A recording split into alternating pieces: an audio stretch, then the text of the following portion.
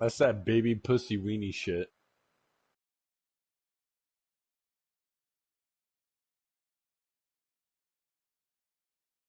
Chest up, pussy bitch.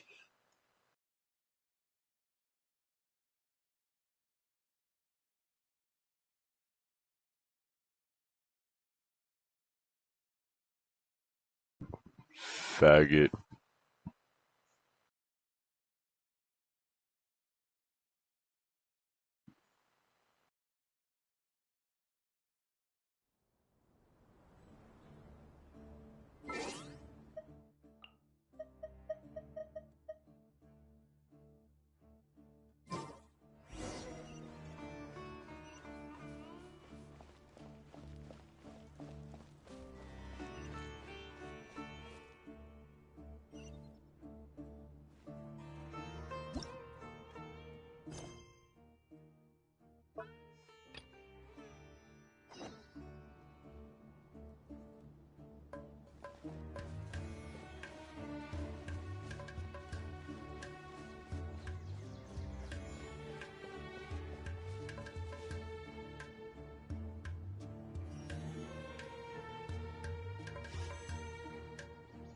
Hmm.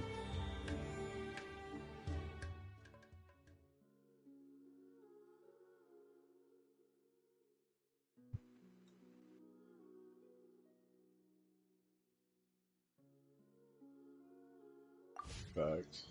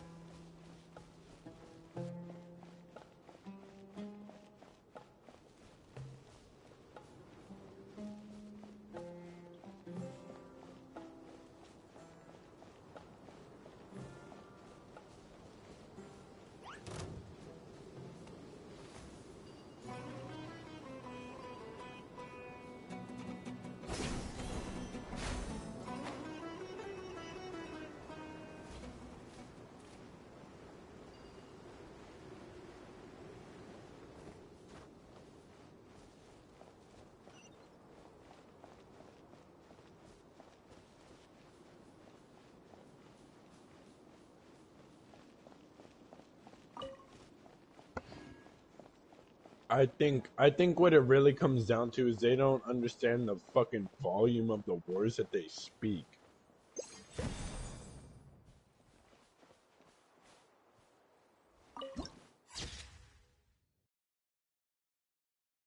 Exactly. Just don't put your fucking hands on me, and I won't put my fucking hands on you. Like,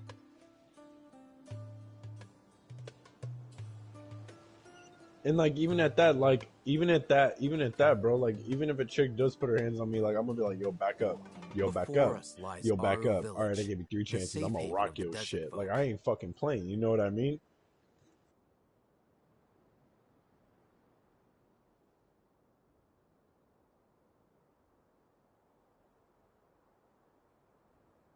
Whoa, this landscape is really something else.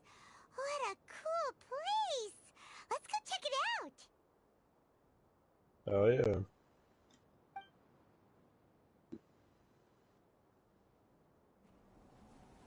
Hmm.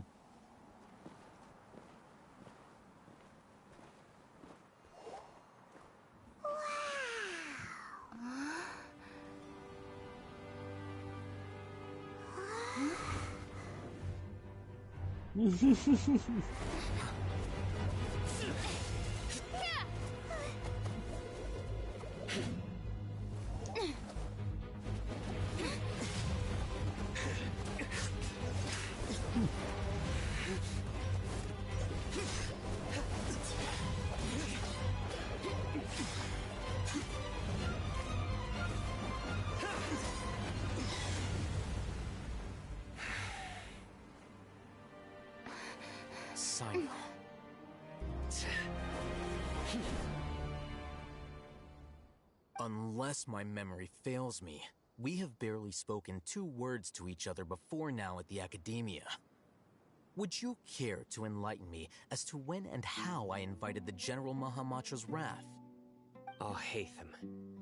Do not think you can escape my judgment, just because you managed to escape my attack. Judgment? So that's how you'd characterize your actions here, is it? Or would elimination perhaps be a more accurate description?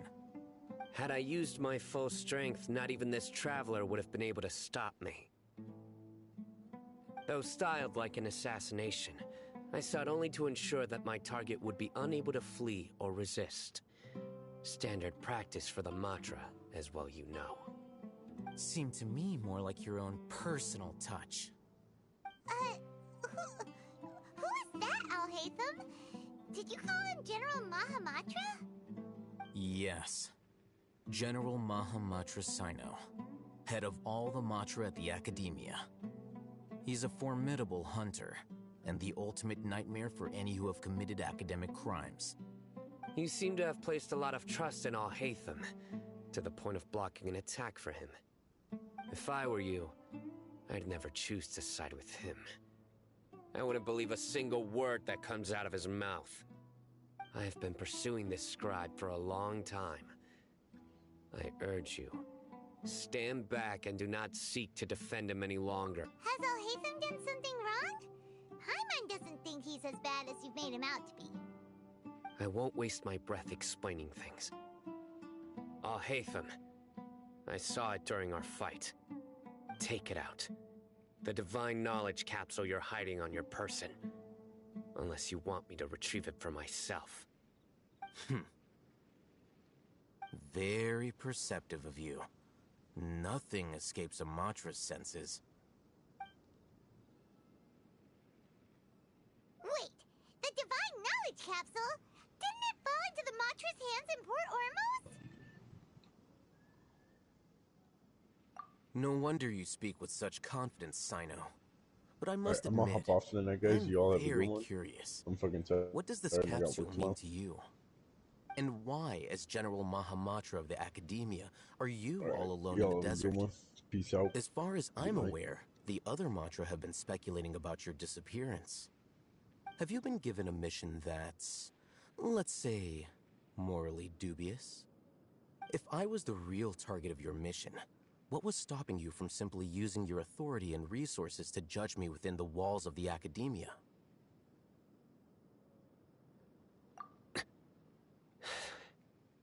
I should have known you'd be difficult to deal with. You two? Ugh! What should we do, Traveler? Paimon feels like we can't trust either of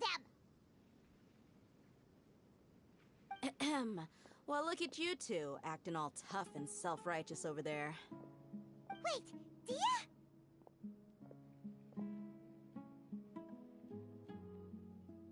Great! Finally, someone that we can trust! You gotta help us out here, otherwise these two are gonna start fighting again! Yeah, sure looks that way.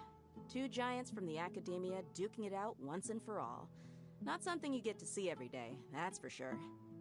Listen, I know you academic types love to fill up your big brains with self-righteous morality and lord your empty rules and virtues over each other. But how dare you bring your petty disputes into the safe haven of Aru Village? It seems like someone's gonna have to beat some sense into your thick skulls until you finally learn to respect these grounds.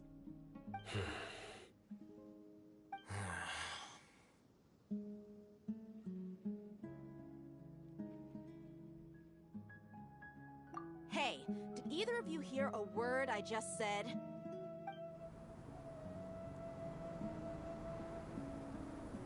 Whoa, what's going on?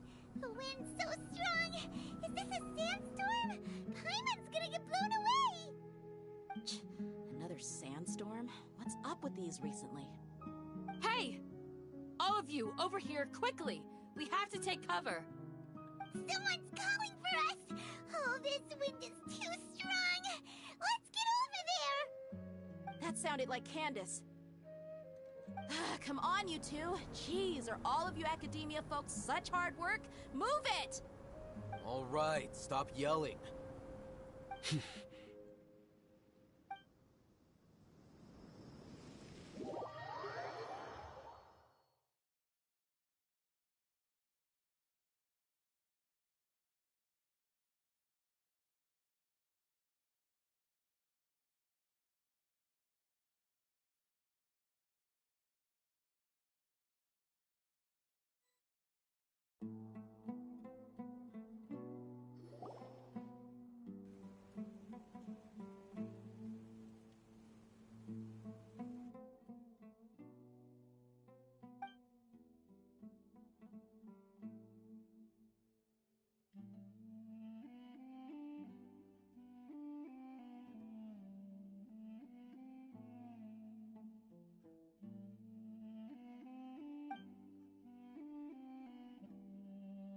Well, this is pretty awkward.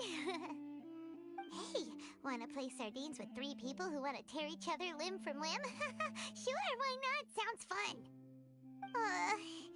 The air is so thick and heavy. Paimon can hardly keep floating anymore.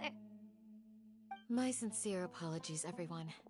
This is the home of our village chief. I will have to ask you to make do with this small room until the sandstorm dies down. Please, let me introduce myself. I am Candace, protector of Aru Village. Our savior has come at last! Nice to meet you, Candace. The name's Paimon. Thank you so much for helping us. There's no need to thank me. It's only right to help each other when the weather gets rough. Wow, she's so gentle and caring, like a nice older sister. Unlike those guys over there. All right. Now that we're all better acquainted, we should return to the topic at hand. As a guardian charged with the responsibility to protect my fellow villagers from harm, I was observing your conflict from afar, even before the sandstorm started. And now that you have set foot within our village itself, it is all the more my responsibility to make absolutely sure that you pose no threat whatsoever to us. So please, have an honest and sincere conversation with one another, and put your hostile feelings to rest. If anyone dares to start anything again while they are under this roof, I will not hesitate to send them out for some quality time with the creatures of the sandstorm. Oh, on second thought, Paimon may have misjudged Candace's character. And that goes for you too, Miss Dia. Do I make myself clear? All right, we got it, Candace. That's what I like to hear. So, which of you will begin? I was supposed to be a mediator, but I might have gotten a little too involved just now. Anyway, one of those two should probably start talking. Wait, that was you trying to be a mediator? I have nothing to hide, so there's no shame in explaining myself. While Alhaitham wasn't wrong about the other Matra not knowing my whereabouts, it's not because I've been assigned a morally dubious mission. Rather, I've chosen to exile myself. Huh? Exile yourself? A little while ago, I discovered that there was data missing in the Academia's project planning and development files. What little they did report clearly did not match the project's actual progress. As General Mahamatra, I had the responsibility and authority to request an audit. However, to my surprise, the person responsible for the erroneous data was none other than Grand Sage Azar himself. I tried to investigate the issue myself before submitting a formal audit request, but I soon found that all leads and potential pieces of incriminating evidence were carefully concealed from me. I began to realize that they were cautious of me from the very beginning. Unsurprisingly, the Grand Sage rejected my audit request as soon as the submission reached his desk. He even said to me, "The power of the General Mahamatra is granted by the sages. You have no right to judge us." So they really are up to no good. I realized then that to the Grand Sage, The Matra are nothing more than tools for the sages to assert and maintain their control over knowledge. The vows that we took, the principles that we strive to uphold, they are meaningless to the academia of today.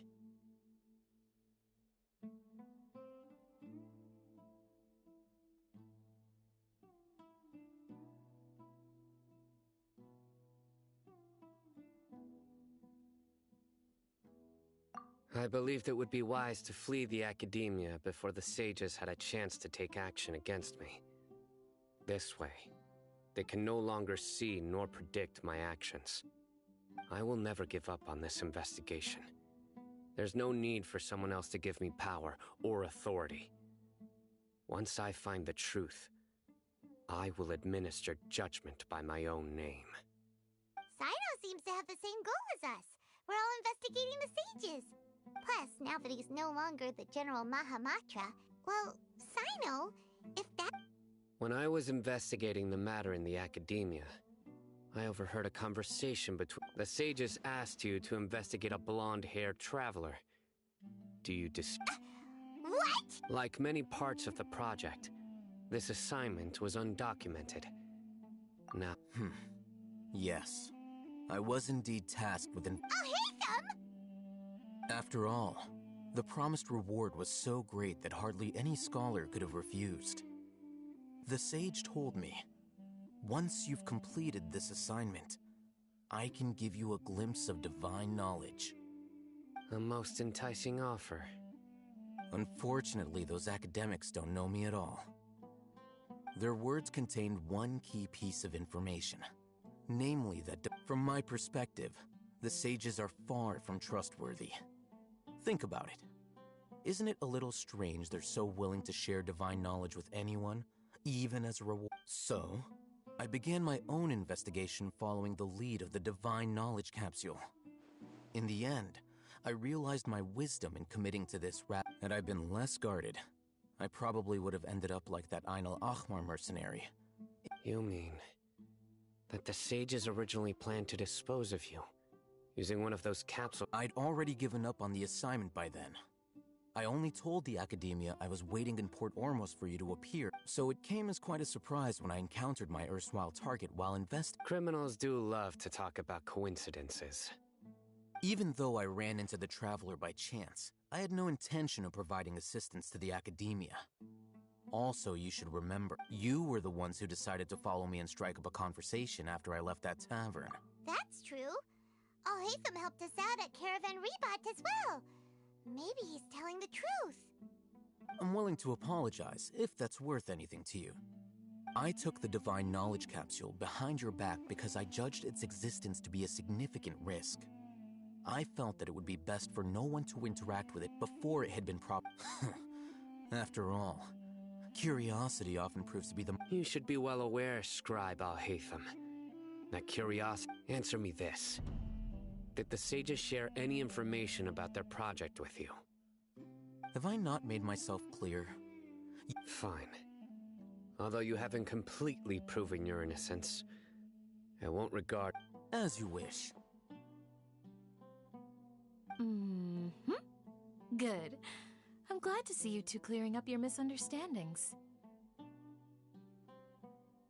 And now you, Dia. I believe it's your turn. Oh, sorry. Whatever the boys were talking about must have been so boring that I spaced out.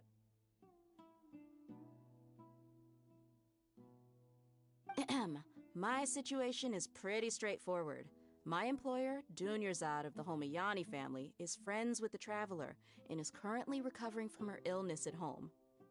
I had nothing going on, so I decided to return to Aru village for a visit. I was actually looking forward to a pretty exciting time getting back together with everyone here. But then I saw these two random guys in the middle of a pointless argument. It ticked me off, and things went downhill from there. Is that all? Well, I will admit that definitely sounds like your style. In that case, welcome back, Dia. That's more like it. I missed you all so much, Candace.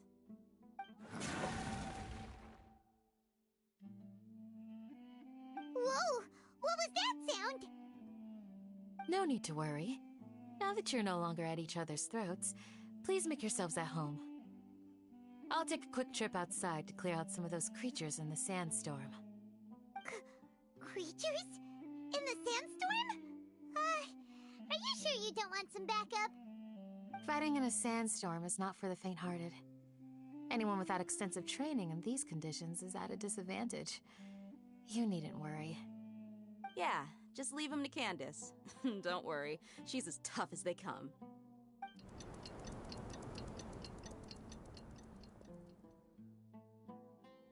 The wind's died down. That means the sandstorm's over, right?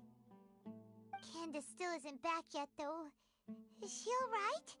Maybe we should go out and check on her. When you put it that way, even I'm starting to feel a little worried. All right, let's go. We've been here long enough, and the boys are as chatty as the floor.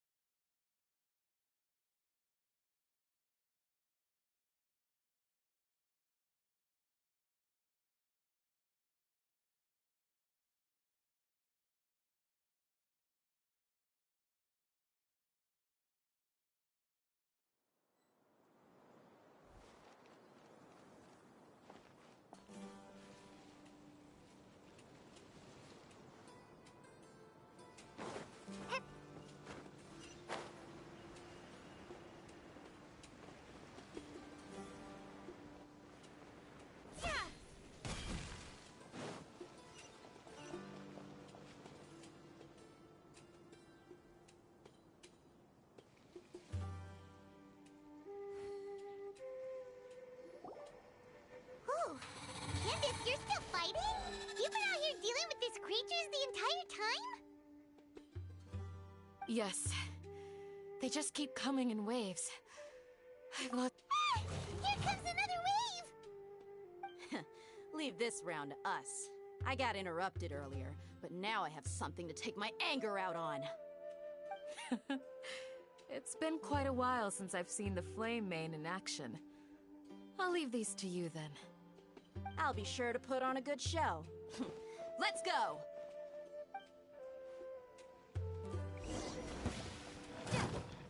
Ha! Yeah.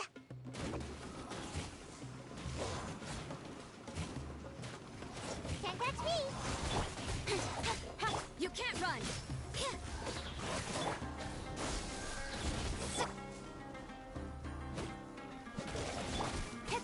Don't blink!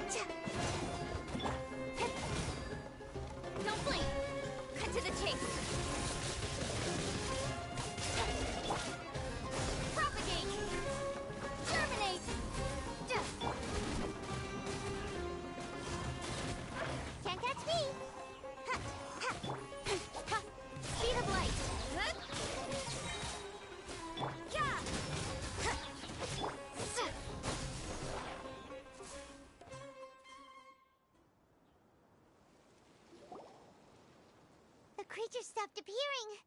Was that the last of them? What we fought just now was probably the aftermath of the sandstorm. So we should be safe for the time being. Well fought, everyone. No injuries, I hope. Huh? Who are you? Ah, my apologies. I haven't had a chance to greet you yet. I had my hands full taking care of the village's elderly and children. I am the chief of Aru village. Everyone usually calls me. Sir, I am also originally from the desert, but I have not been back for some time now. May I ask if such sandstorms are common? I can't say they've always been common, but recently the storms have become increasingly severe and frequent. Besides sandstorms, we also occasionally get earthquakes. According to an investigator who stayed in the village a while ago, these unusual natural phenomena are related. So, Irminsul's withering causes withering zones in the forest, and sandstorms and earthquakes here in the desert? Everything in the natural world is inextricably connected to Irminsul. Everyone in Aru village needs to take good care of themselves. Speaking of which, why haven't I seen a single village keeper since I got here? Village keeper? Who are they? Village guards like Candace? Does your curiosity know no bounds? Village Keeper is how Aru Village refers to mad scholars, exiled here by the Academia.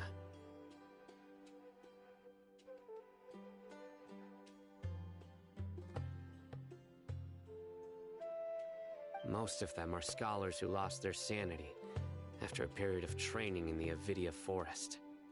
The Academia believes that their crazed mutterings may have a negative effect on the psyches of other scholars. So, they're forcibly exiled to the desert. Though if you ask me, it's all a boatload of... Alas, that's exactly what we've been trying to investigate. One by one, the village keepers have been mysteriously disappearing without a trace. But no one in the village has ever seen them leave. If you're planning to stay around the village for the next few days, I'd appreciate it if you could keep an eye out for them. I've had encounters with those people in the past.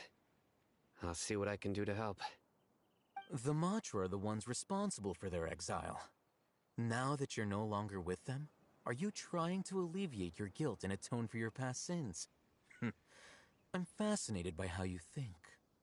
Mock me if you will, but if you are guilty, I will eliminate you, regardless of my position or identity. Oh, you're the former general. Is it because you're reminded of Hypatia? Oh, these poor scholars. First they lose their sanity, now this! We need to help, but is it really a good idea to tag along with Sino? I'll be grateful for the assistance. No doubt you will do a better job than some of my former subordinates.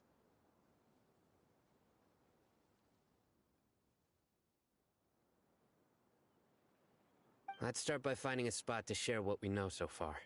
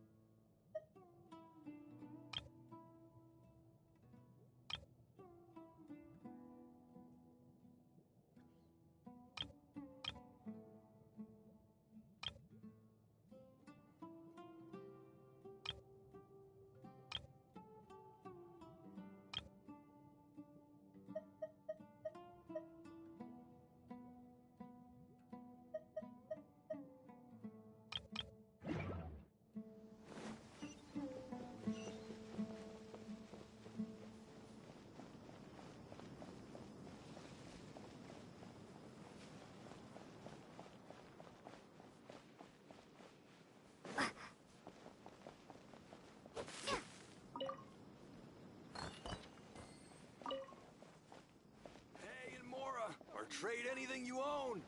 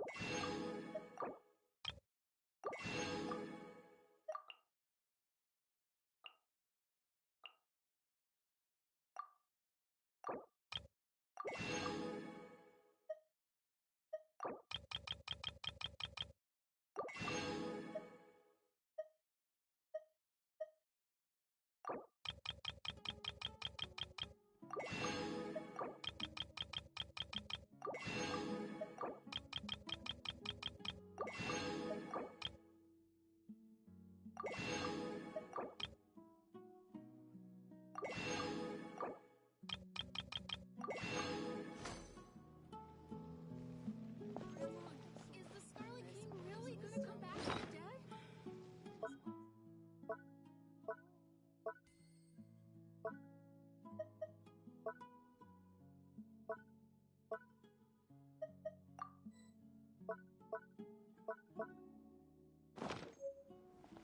Of course not. It's all a bunch of nonsense.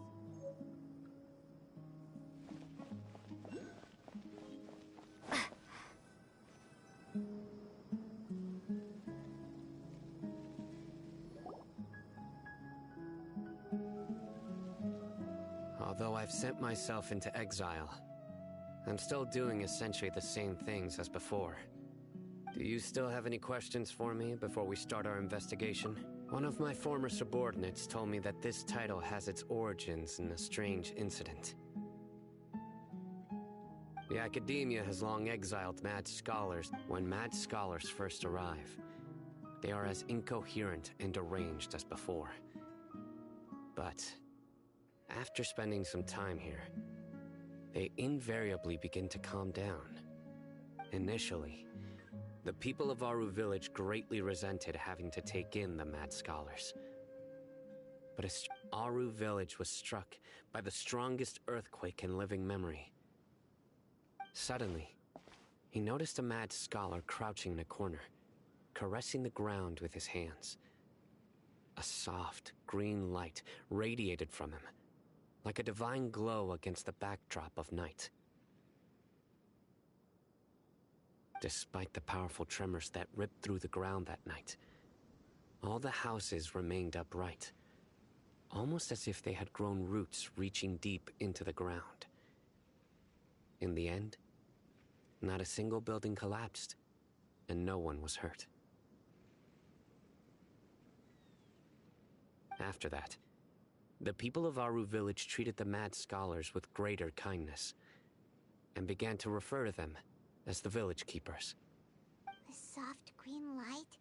A mad scholar protecting Aru village? What do you make of it, traveler? Hello. Oh, hi, Jessica. Long time no see. Paimon thinks so too.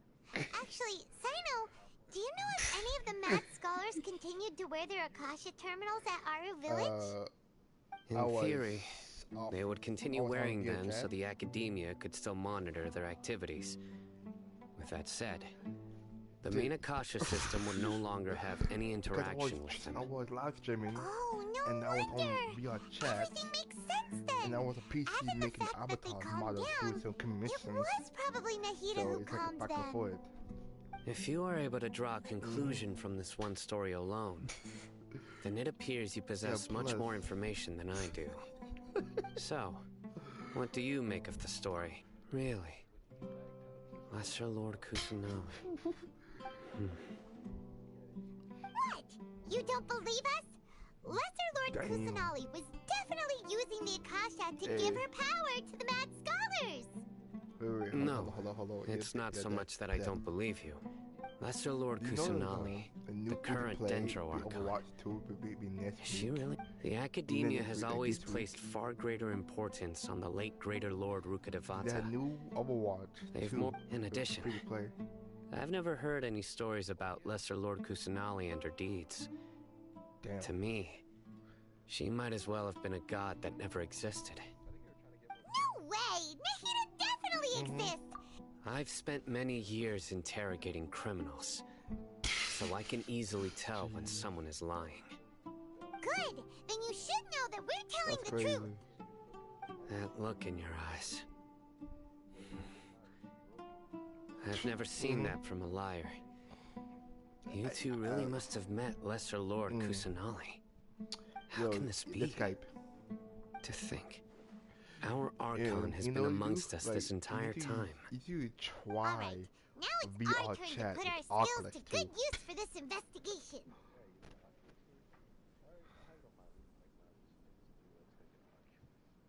I mean, But easier said than done. if you buy Especially Oculus since we don't Quest have 2, any leads. and once you do that, you just Maybe we download can VR start by chat for knocking free. on some doors. Because I was on all my VR chat. I was hanging out with my friends, Excuse chilling. me, are you And- here to help me and, find my grandpa? Huh? Who are you? By the sounds of it, a resident of this village. My name is Isak. You'll help me find my all grandpa, my friends right? chilling, vibing, and this Is your it was just grandpa hop a mad on scholar? PC, go on UDD, and Hey, make it, don't say make that. a world. After Grandpa that, is do just commission, grandpa. avatars, kind Why stuff. do you have to call him That's what I that? be doing. It's not like he's a bad person or You know? anything. But sometimes, well, listen, The person you're referring to is not a local. Yet you are. Avatars. Why do you And then call him if the Grandpa? PC will crash. Some crash will definitely use Grandpa crashes. is just He was grandpa. like He's out my in family. classic games. I heard everything you said to the village chief. That was funny. Please, you gotta take me with you. I want to find my Yeah, because- grandpa. I swear I'll help. No, I won't be a nuisance. In the VR chat, lagging because So the you're world the one who was cannot eavesdropping handle on us a lot of around the people. village. I was planning to go out and take That's care what of whoever it lagging was, crash. but I had a vague feeling that they didn't harbor any ill Yeah, intent. probably so. Whoa. Hatham wasn't kidding about Yeah. Matra having sharp senses. I mean, Sino, if he's just a kid. All he wants is to find his grandpa. Let's find a way to I help was him. planning to stream, I could show Sorry, you. I but was only listening I in don't have because I time wanted to because know I where was so Grandpa tired, went. lazy, or just chilling. Honest. Because If you don't believe me, you I can mean, ask Miss I was Candace. watching a movie and then movie and chill. After they're going to different movie to hang out to watch a movie. All right. But And first, then, let's confirm the after that, we facts go with to different Candace. world, just pick avatars. And then later on, they add a new update, new UI 2.0 for full release all platform.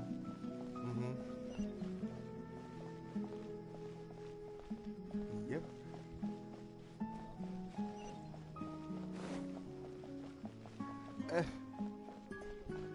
No. This man, look, listen. This man, my friend over here clips, aka sounded a million.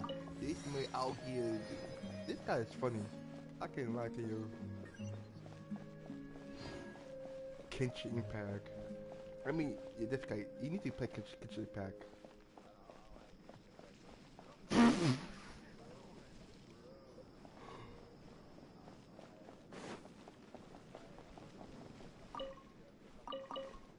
Among Us, bro.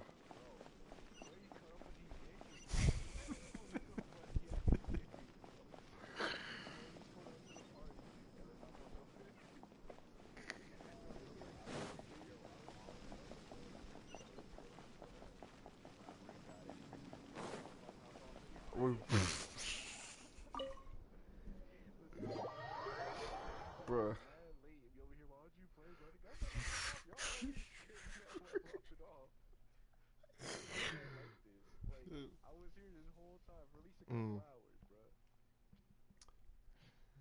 Listen, this guy, Elite, this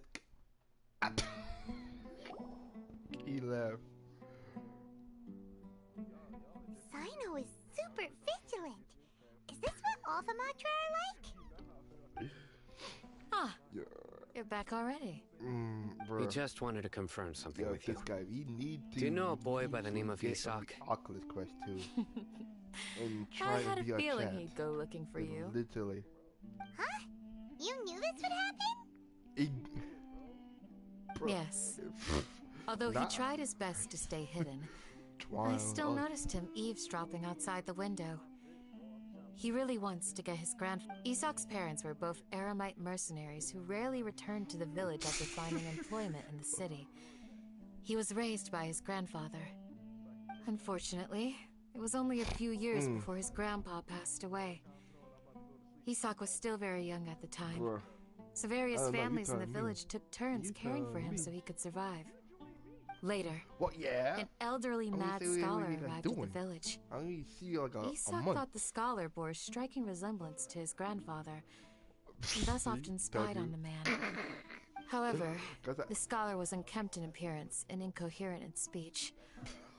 Although Isak referred to the man as his grandpa, he was afraid and didn't dare to approach him. One summer night, the oft mumbling and bumbling grandpa suddenly calmed down and seemed to become more lucid. So grandpa walked up to Isak and patted him on the head. He even took Isak to the entrance of the village, where he patiently taught the boy the names of the stars, and accompanied Isak until he fell asleep. The next morning, Isak woke up and wanted to go find his grandpa again, only to realize his grandpa no longer recognized him. However, even so, Grandpa retained his calm expression. It's said that those who saw the scholar claimed he no longer appeared to be crazy, but appeared to be living in his own world, almost as if he was sleepwalking. Isak was thrilled that his grandpa was able to find peace and would follow him all the time, asking him things like, "Grandpa, want me to take you somewhere fun?" Or, "Grandpa, could you tell me stories about the stars again?" All this somehow just makes Paimon feel really sad. It seems like they both deserve so much better. They lied to me. Perhaps. Well, nearly everyone who lives in the desert has some form of hardship or regret. But even so, I don't mind. We must still continue on with our lives. It's also my reason for fighting. Yeah? I must... What's good? What's good?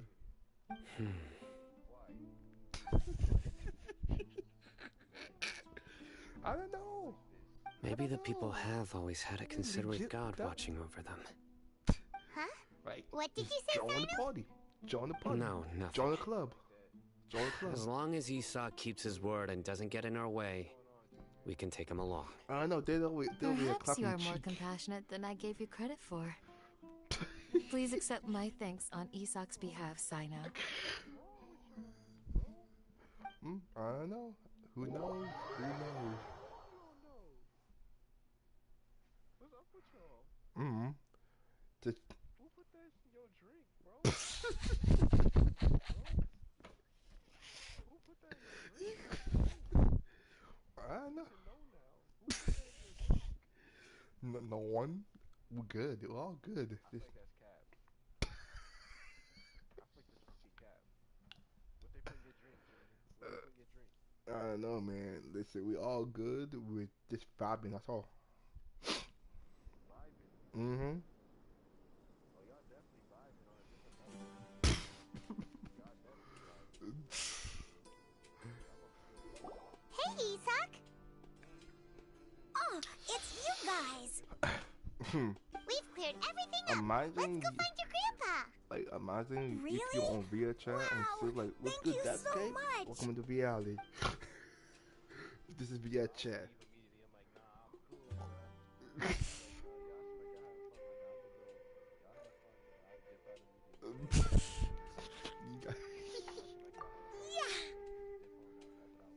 Nah. Let's ask the local residents some questions first. Why you leave? Alec, why you leave? Just chill with us.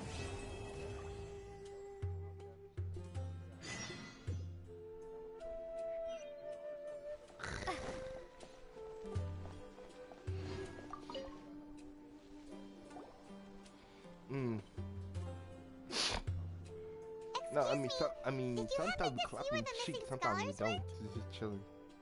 You mean the village keepers? Oh, let me think. When I was eating dinner the other day, I saw one of them by the side of the road. I mean, if muttering away and if they clap in eating cheeks, mushrooms and tree roots. They shouldn't go around eating that kind of stuff. Okay. Did you notice anything else? Anything else? No, I think that's all I have to tell you. Sorry.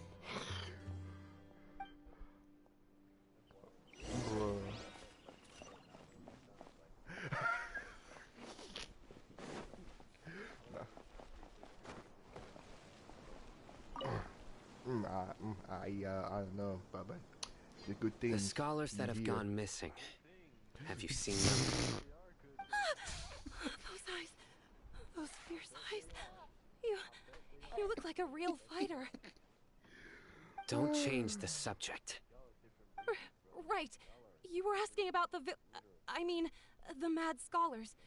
I think it's been a few days since I last saw them. I usually go to bed pretty early, so I'm not too familiar with what goes on at night. But honestly, one thing, I feel quite sympathetic towards them. Even though they act a little strange, they've helped me in the past. If it weren't for them, my house would have collapsed long ago. Do you also think Grandpa and the others are good people? Grandpa? You don't know it. Oh, hello there. It's little Isak. You mean that nice man who looks like your grandpa's long-lost friend, right? Speaking of that, he was actually the one who protected my house. I saw it with my own eyes. He happened to be staying near my house that day and was doing something with his hands on the ground. It still feels pretty surreal now that I think back on it. Did someone teach them how to do that? Well, whatever the case, I'll always be thankful to him and whoever taught him to look out for others. I'm pretty sure that if I ever went mad, I wouldn't be able to do anything like that. What? No. Gotcha. Thank you. I mean, who? Well, no one kick. I don't know. I know that like you did not kick up through here. It's like what?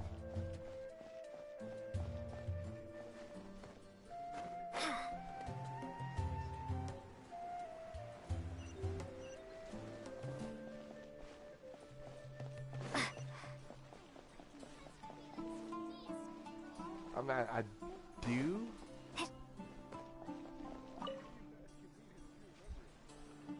Because I want you to come have back you seen to my OG, grandpa recently? the 3.3 You know, and the hang out one who some likes more, to you know? sit and space out near the village entrance.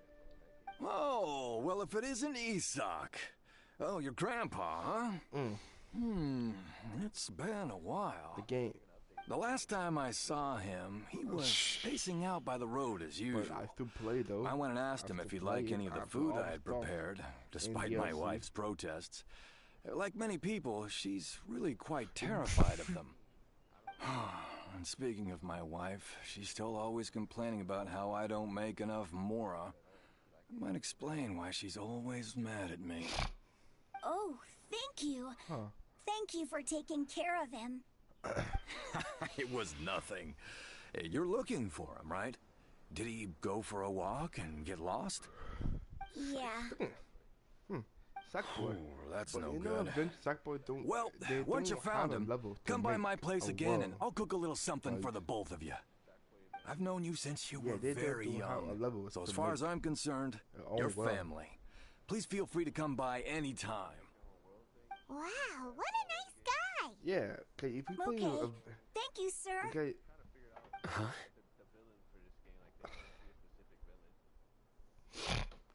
Don't say anything for now. but Isak, and my stay thing here. Is, Let's head over there. Stay quiet as you career move. modes and make your own world.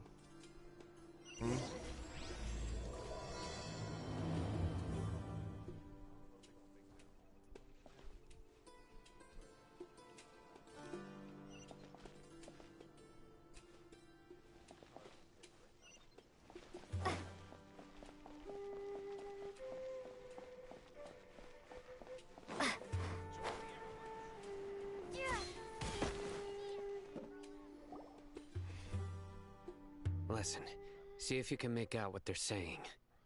Have you heard? The mighty Scarlet King, the sovereign of our faith, will soon return to this world. Yes, of course I have. The Scarlet King is the one and only true ruler of this land.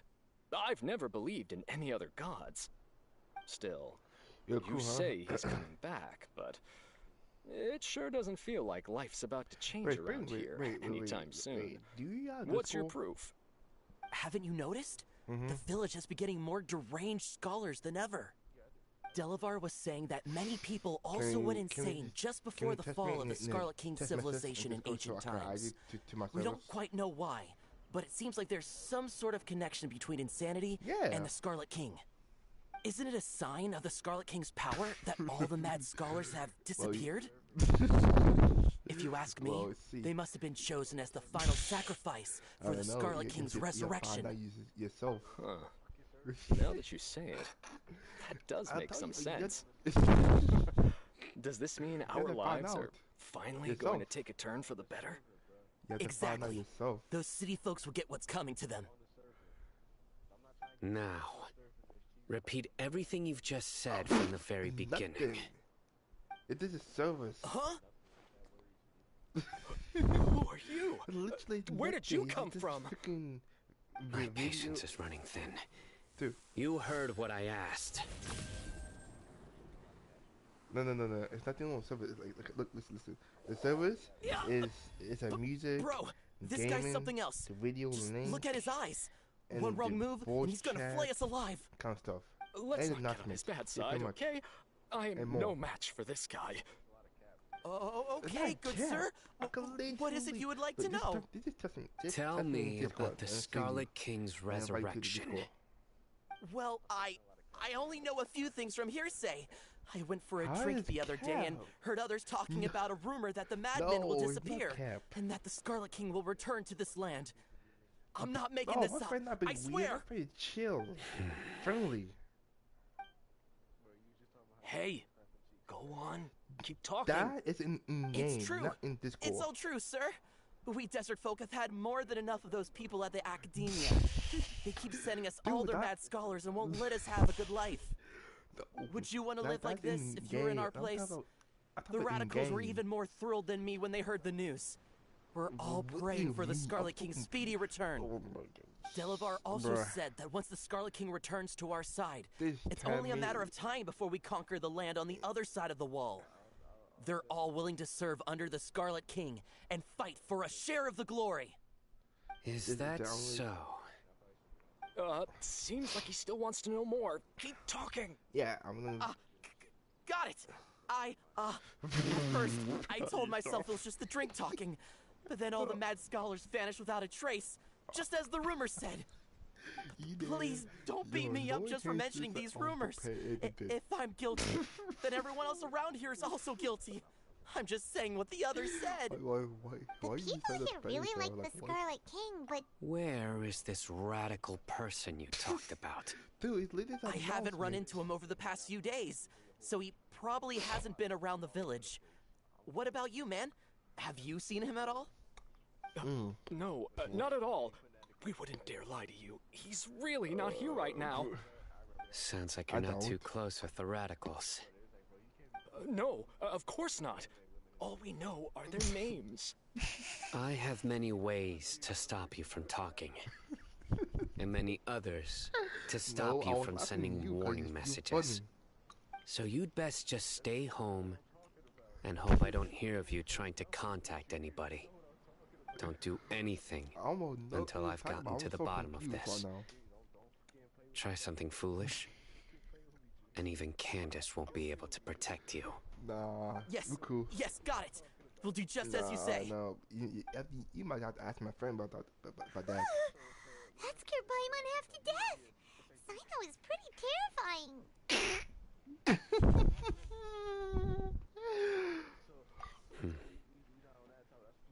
He didn't try to reassure us at all.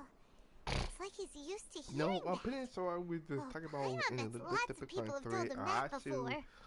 Look at this. That looking thickness. Because why? We in the pod. I heard that. Pop-Tart. Corn. It's part of being a Matra. Oh, The rumor we heard just now seems like a strong lead. Yeah, hold on. Very well. Spin the Pop-Tart. And do you know Jaw? I'm here.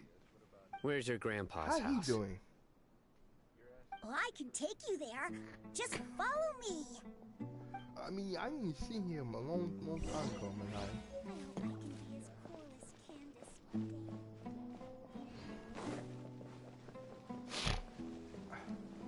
I mean, I remember last time I checked on the tipping too. He made the good beat. Grandpa? Oh, he likes to be alone. Sometimes he stares at the sky in a daze, and other times he just pokes at the ground with his fingers. Every now and then, he yells out at the top of his lungs, so a lot of people are really scared of him. But he's a good person, really. Why? I know he is. I swear, he's just like my real grandpa.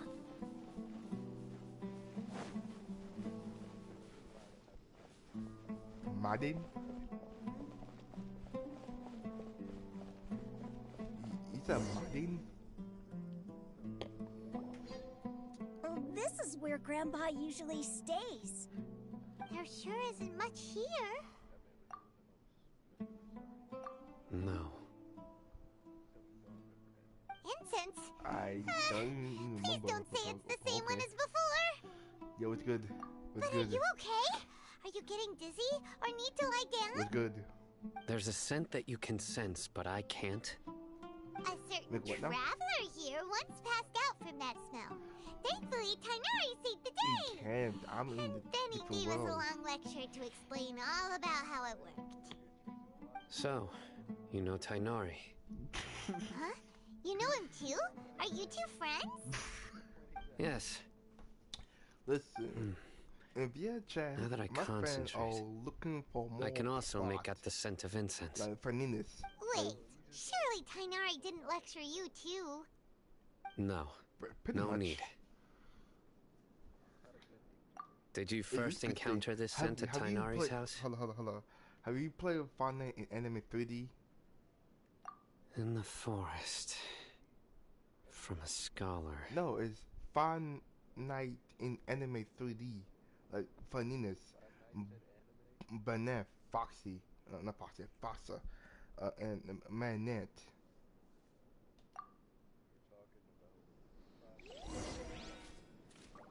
Yes.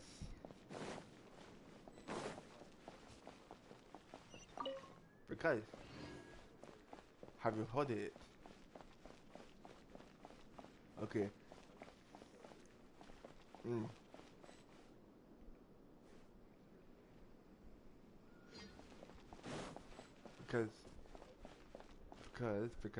Because this thing is all models they made in the world in VHS.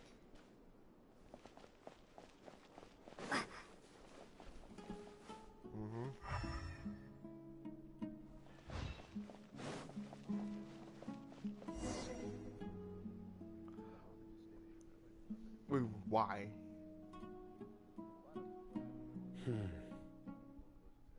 Well, because this is good wife. Because it's good wife. What are you looking for, Sino? You see all the cheek? Here it is. Take a look right here. I mean, if you see good model avatars, it's amazing. Although the traces have been completely buried in the sand, there are footprints here. It was good. From the size and shape, they belong to an adult male. I don't know. Ask my friend then. This pattern is a common one from this area. Yeah, local shoes. In this school. This was probably someone from the village. The scent is quite faint, but still extant. The footprints head in the direction of the door.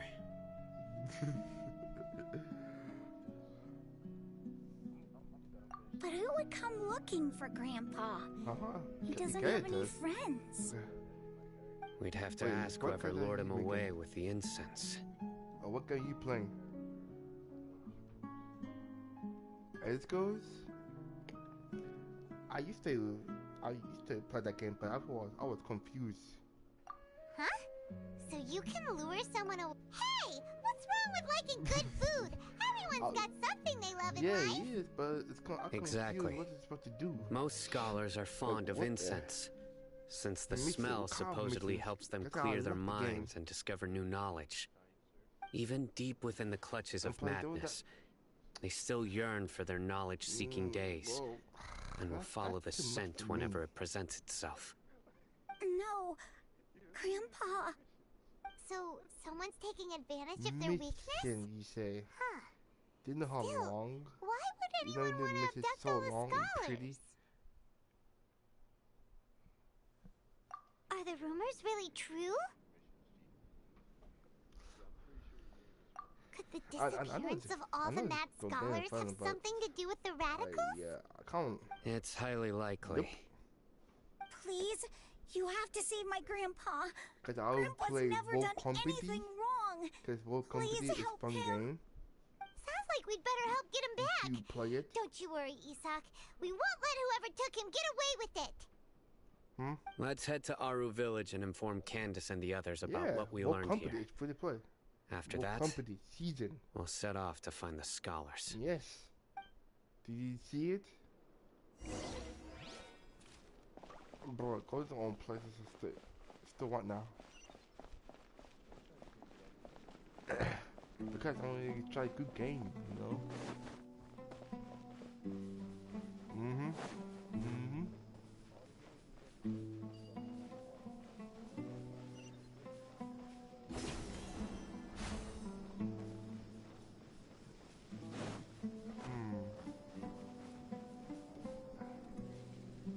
Forgot is good.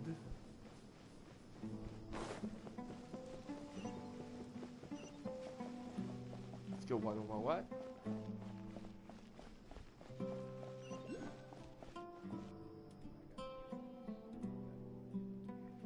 I can see that because you high. Right.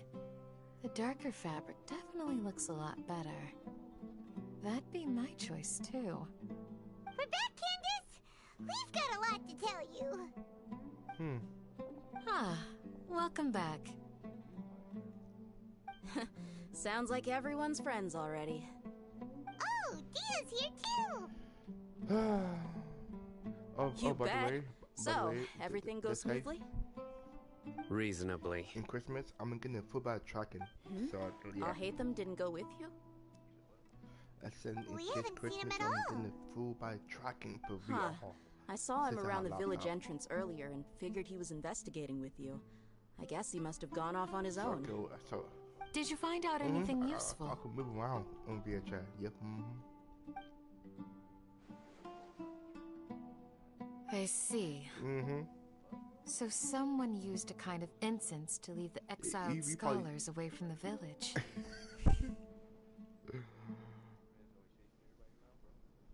The resurrection of the Scarlet King? First I've heard of it. Far as I know, the kind of incense you just mentioned is only popular beyond the wall. Scholars are fond of it, but as you can see, there aren't many scholars still studying around these parts. No seller would be able to make a profit here. Not to mention making incense is a labor-intensive process. You won't see anybody in the desert with the patience to make or sell something that requires that kind of effort. It seems someone from beyond the wall must have been supporting this. Because that's a Makes new game. sense. So Because what should we do that's a new then? game. Do we go back to the academia and search for leads there? Because it's If it was any other day, that would be your next logical step. well, I said yes. But today, They have you've got me fighting on your team, stuff. so you get an extra It's tip. like kind of like Didn't you say that the villager got his news from the tavern? Well, I also And like to you drink could at the tavern, custom so I your know a thing home. or two about these radicals he mentioned.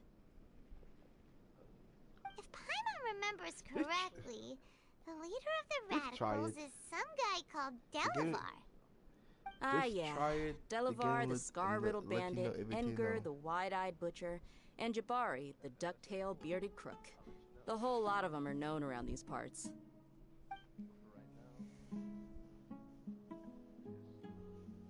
These guys have one thing Why? in common, and Wait, that's hold on, being leaving? broke. The rougher life gets, the more they want to believe in the Scarlet King. Way they see it, the Scarlet King's resurrection is their only chance at overthrowing the Academia.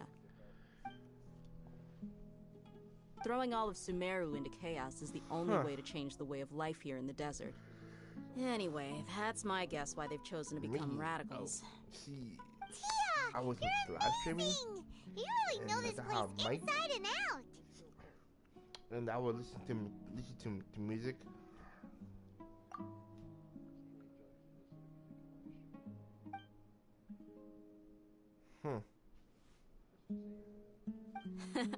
No merc can afford to slack off on gathering intelligence. Every mora I've spent in the tavern has been a valuable investment. What? Let's head out. Now hold on, you're staying right here, Sino. Why? Aru Village is not a big place. Outsiders stand out here like a sore thumb. I'd bet word about you has already gotten out. The desert is unforgiving, so the way of life here is also a lot tougher than on the outside of the wall. You survive on making connections out here. Compared to you, mercs like me are just third-rate amateurs. I've got no actual fighting skills to speak of. But that also makes it a whole lot easier for me to gain the locals' trust. Because I always came early. I need to go around and ask some questions. Yes, I did. But it'll be difficult if you're with me. Yes, I did. I was literally Fine. early. Good. Then we've got a plan. The Traveler and Paimon will go to Caravan Rebot with me, and we'll try our best to figure out where the Mad Scholars have been taken. Sino, you'll have to stay in the village and continue investigating on your own. Disco going on. Alright, sounds like a plan. Oh my god, so what the hell? Disco?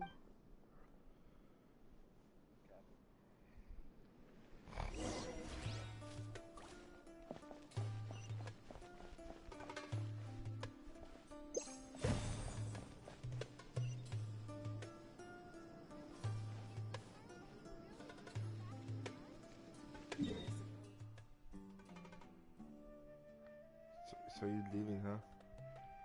Yeah, I said I was going to. I literally say that like the past 20 minutes. Probably catch me on if you get on tomorrow. Yeah, I'll be on. If I have time, because I'm gonna be on via chat on the Oculus.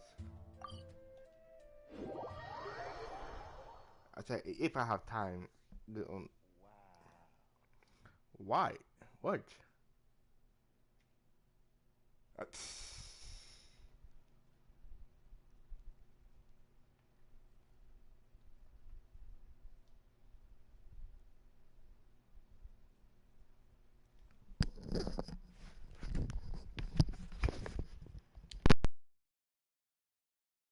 Here again!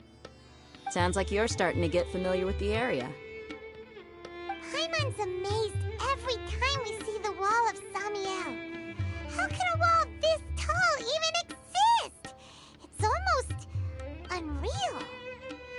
I know what you mean. I had the same question every time I walked this way when I was a kid.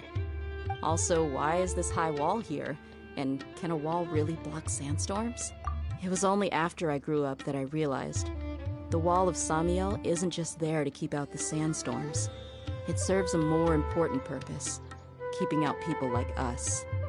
Sumeru is run by wise and mighty sages. To them, us desert dwellers are nothing but tools that can be used and discarded at their whim. We're cheap labor, like livestock, but easier to control. Nothing more. Even if a child from the desert got the chance to obtain an Akasha terminal, almost all their requests for knowledge would be denied. The Academia believes we're underserving. Geniuses like Sataria are 1 in a million. The other children never get a single chance to try and rewrite their fate, even though the Academia knows very well that we're humans, just as they are. That's terrible. I would tear down this wall with my own hands if I could. Hey, Thea. You're not thinking about doing anything scary, are you? No, not at all. This place just gets me thinking, that's all. Besides, we're here to procure information, aren't we? Yep! We gotta catch those... Shh. Caravan Rebot is crawling with people, so be careful what you say. We don't want anyone to find out what we're here for. Our mission started the moment we arrived here. Let's go check out the tavern. Maybe we'll find someone I know.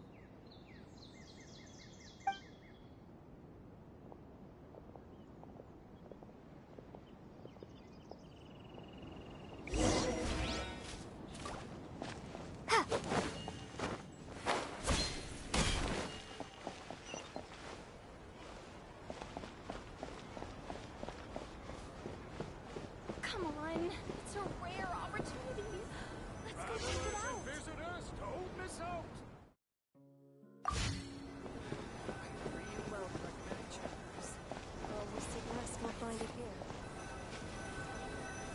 Just our luck. None of them are here today. You mean, you don't see anyone you know? Dia, is that you? What a coincidence. You here for a drink too? Zaki. Finally, a friendly face. Oh, and who do you have with you here? Guests from another land? Hello, hello. I'm Zaki. Dia's, how would you put it? Drinking buddy? We've had drinks together a few times. You could say we go back a ways. Anyway, as far as my friends here, they aren't too shabby, are they? You rarely see any Outlanders so friendly and respectful nowadays. Absolutely. Much better than those people on the other side of the wall. So, Dia, are you looking for someone? Yeah. Have you seen Edgar, Delavar, or Jabari recently? Of course I have. Matter of fact, we were all here drinking together just a few days ago. I've got a spice trading deal from another nation. I thought maybe Delavar and his friends might be interested. Know where I could find him? Ah, how thoughtful of you.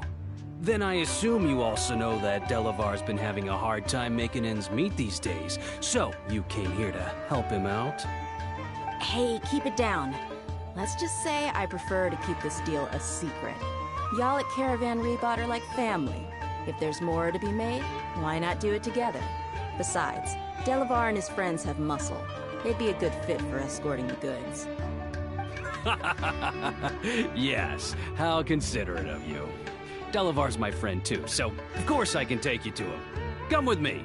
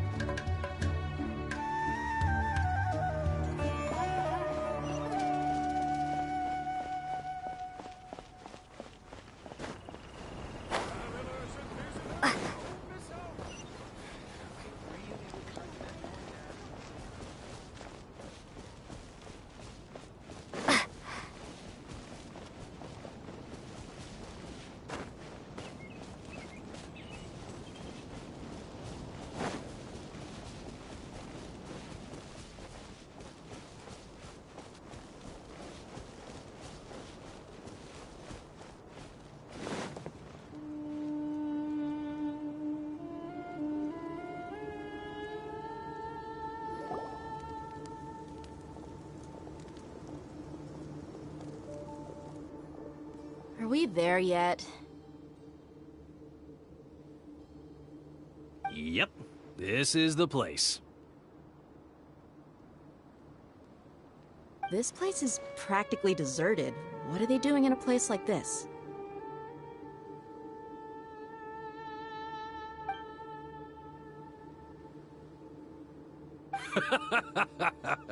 Why don't you take a guess? Go on, a wild stab in the dark. You're like lambs to the slaughter. Oh no! It's an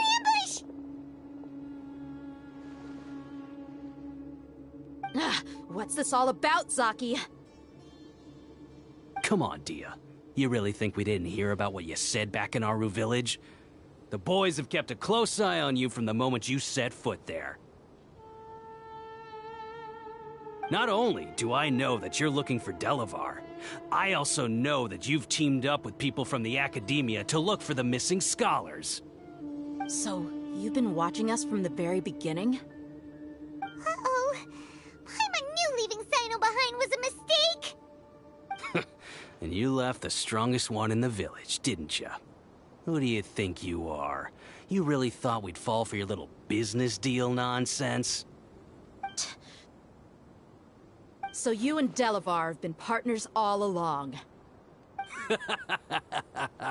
Dia, I guess it's only natural for a traveling mercenary like you to be out of the loop. Those of us who hang around the tavern have stronger bonds than you think. But you got one thing right. We're all looking forward to an uprising in Sumeru. There's nothing more we'd like to see than the desert folk overthrowing the Academia. If that's the case, then I'm sure Delavar wouldn't miss a second of it. I'll be honest with you. If it weren't for what you said in the village, your little monologue about the Wall of Samiel would have convinced me that you're one of us. Delavar. And Enger, you're here too, huh? Long time no see, Miss Mercenary. You should have known the traitors are what us followers of the Scarlet King despise the most. Dia, I thought that you, a fellow desert dweller, would understand that the Scarlet King is greater than the Dendro Archon. Little did I know, you don't deserve to join us. Yeah, gee, what a missed opportunity. Adopting radical views and kidnapping innocent scholars, all because of some baseless rumors. Anything else I'm missing out on? See? There you have it. Mercenaries are just a bunch of faithless scum with only one thing on their minds. Mora. Pathetic. You're all like a pack of street rats. You're not wrong. Mercenaries are driven by Mora, and my faith lies with whoever's paying me. As long as there's a profit to be made, anyone can become my friend. Enough talking! Get him!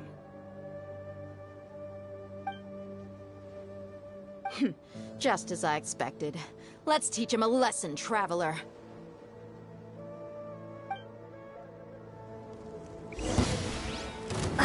Ha! Judgment! Take that!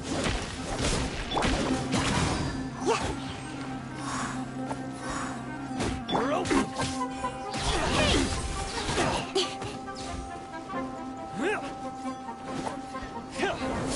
Nowhere to hide. Incoming. You're open! Take that!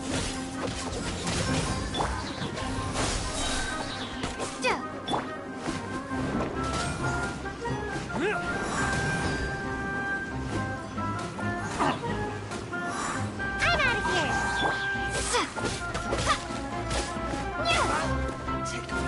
Propagate. Ha! Take that!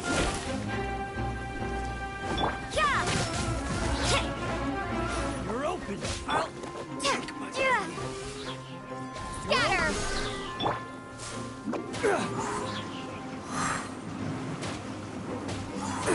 You're open!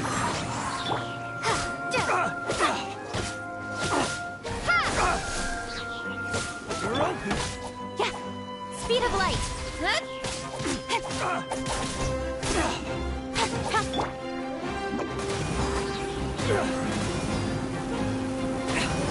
Can't catch me.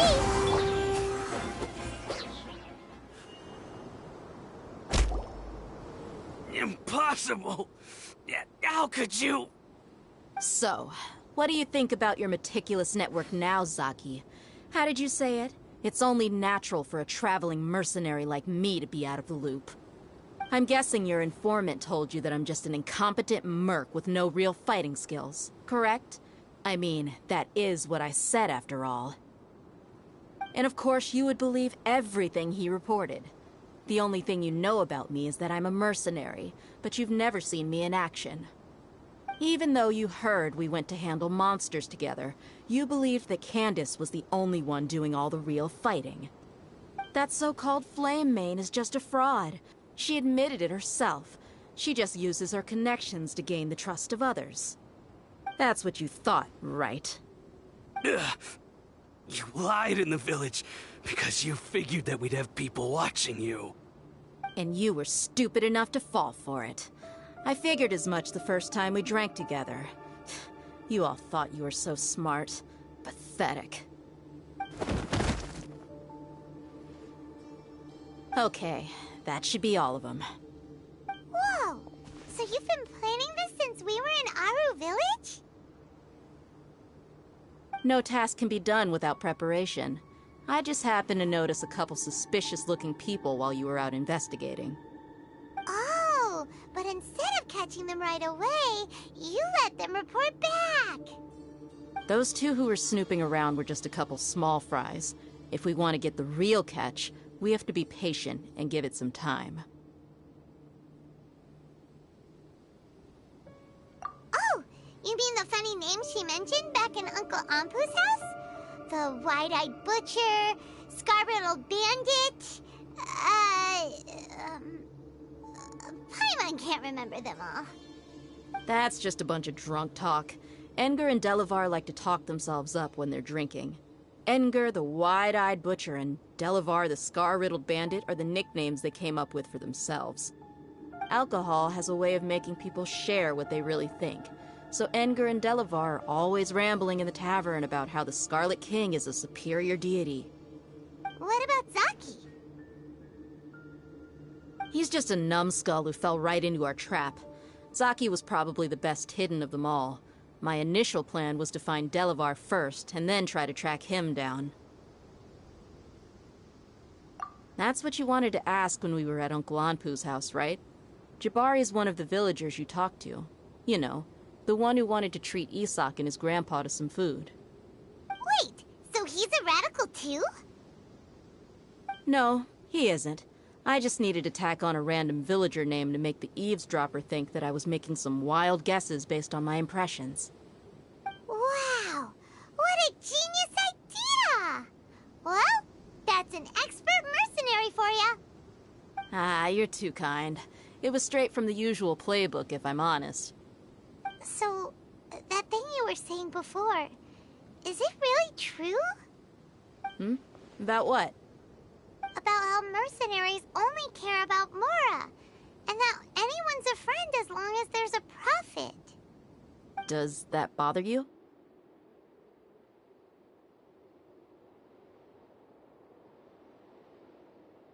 What makes you so sure? Dia, do you dislike the Dendro Archon like the other desert folk? You two are pretty sharp. No, I don't have anything against the Dendro Archon. I've heard a lot of nice things about the Lesser Lord from Dunyarzad. I can understand her devotion and gratitude. Dunyarzad's just an ordinary person. There's no way a god would be so involved in the lives of everyday people, unless they were truly compassionate. I've begun to realize that the sages are behind everything that's happened recently. The radicals' blind belief in the Scarlet King, making the Dendro Archon out to be an enemy. It's all the Academia's trickery. But I see through it all. And unlike them, I can never be hostile towards anyone who's never done anything wrong. Dia. Anyway, looks like we're done with business here. Traveler, lend me a hand. Let's tie him up and bring him to the village.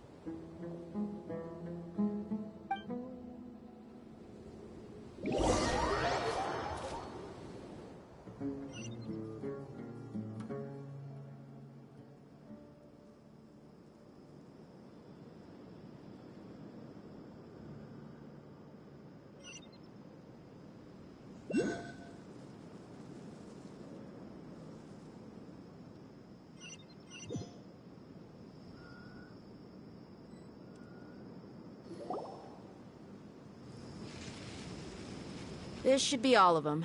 I'll let you take it from here. All right. I'll be in touch. Until then, please stand by. Candace, do you need any help? Candace will be okay on her own. I trust her, so you can too. She's been guarding Aru village for quite some time now.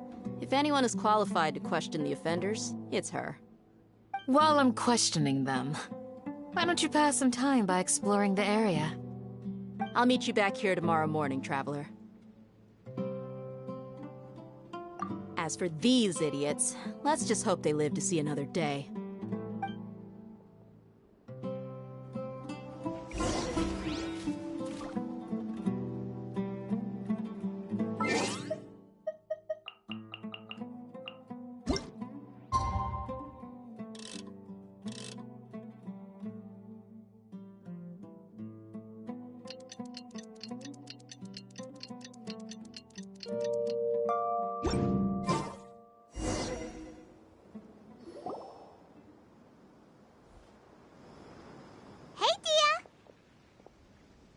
Right on time.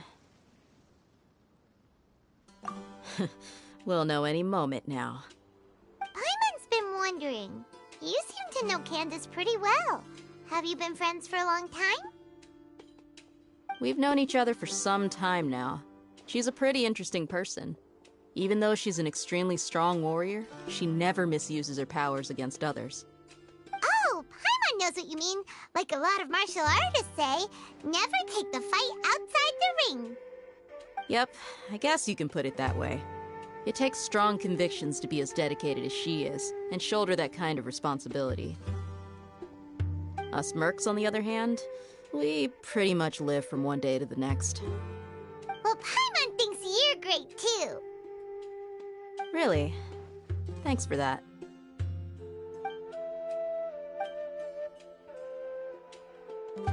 Oh, Sino's here, and he's pretty early too. Yes, I was here yesterday to help out a little. To help out? By doing what? Sharing some interrogation techniques. Oh, you mean you taught Candace some more persuasive methods? Right. Come on in, everyone. Come on, let's go inside.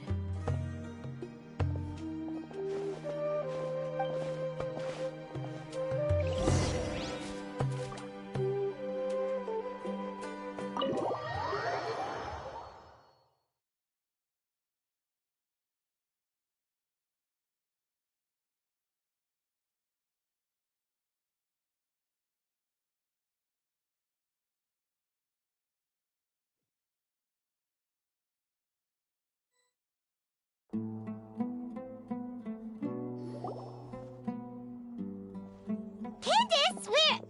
Whoa, you look furious. Do I? Huh. What gave it away? Oh, there's no mask that can hide true bloodlust. Cover up your eyes, and it'll still show itself at the corners of your mouth. Perhaps I need to work on my composure. Still, it's perfectly understandable why I'm angry. I'm sure everyone present would agree. Yes, ma'am. Please, don't beat us anymore. We're gonna die. Well, looks like Sino taught her well. You fear death yourselves, yet you do not hesitate to place the lives of others at risk. The absurdity is mind-boggling. The ones you call mad scholars are known to us as the Village Keepers. They are vital members of our community, and some even count them as family. You come here, to my village, and you treat my people as nothing more than stepping stones towards your goal. Tell me, what would you do to you in my position? Mercy! Please have mercy! You've made your bed. We may both be desert dwellers, but there is one thing that I understand better than you. The resurrection of the Scarlet King will only result in war. And war serves no one. The people of Aru Village care little about which god is in power. Life may be tough and tiring, but we wish to preserve our way of life. A war would only cause us to lose all that we have. And that is not a responsibility that you can afford to shoulder. We understand. We're sorry. I'll tell you everything I know. Please, just let us go. I'm listening. You might not believe this, but it wasn't us who came up with this idea. Someone was spreading rumors in the tavern. That's how we ended up hearing about the Scarlet King's resurrection.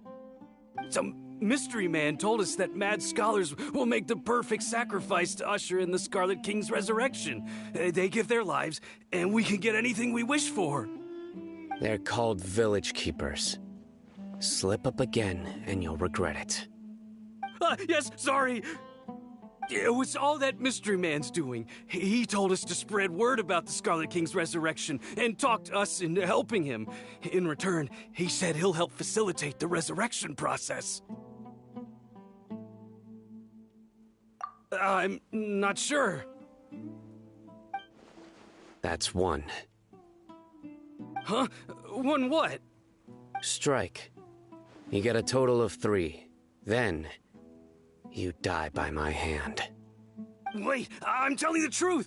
We don't know anything. It was all him. 2. He got us to lure them out of their houses in the night with some kind of incense. We take them to a junction outside the village. Then the mystery guy takes them from there. You gotta believe me, please. I'm telling the truth, I swear. Just ask them if you don't believe me. That was indeed the truth. Traveler, go on. You have to believe me. If I knew that, I would have told you his name right away. I'm not risking another beating to keep his secrets. No way. That guy, he wears a cloak, and he's always careful to cover his face. He calls himself the Scarlet King's envoy. I believe I may know what's going on. Uncle Anpu? What do you mean?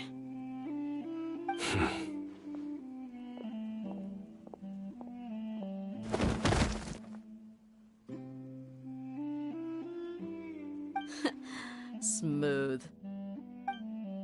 Okay, speak. If my suspicions are correct, this mystery man they speak of could be from the Academia. Some time ago, people from the Academia attempted to take the village keepers away. I refused, insisting that they are part of our community. It strikes me now that this secretive character shares the same goal they had. Which means it's highly likely that the Academia was purposely spreading a false rumor to trick the radicals into delivering the village keepers right into their hands. They were the ones who brought them here to begin with. Now they're trying to take them back? We aren't gonna let that happen. Not the Academia again.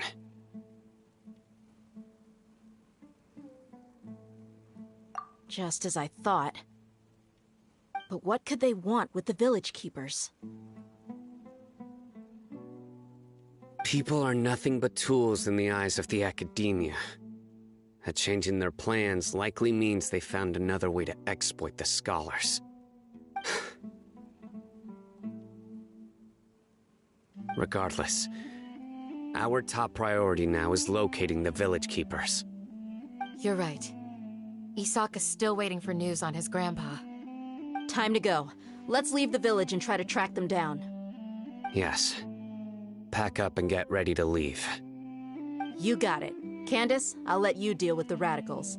Leave everything outside the village to us. All right.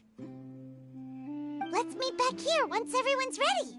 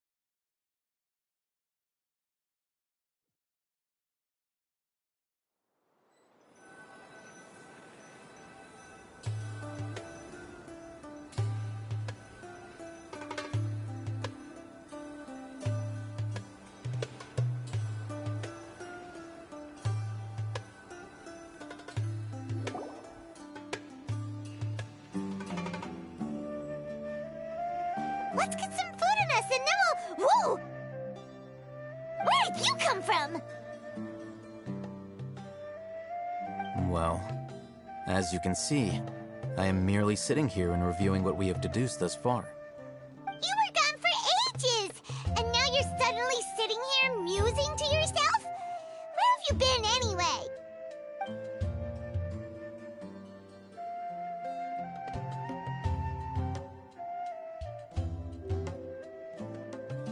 Hey, what's with the silence? You never think things through before asking questions. I'm giving you some time to make up for that. Paimon's so mad! Paimon's gonna give you an ugly nickname!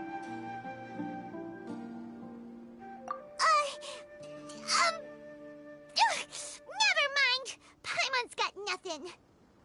There's just nothing super obvious to pick with this guy. It makes it so hard.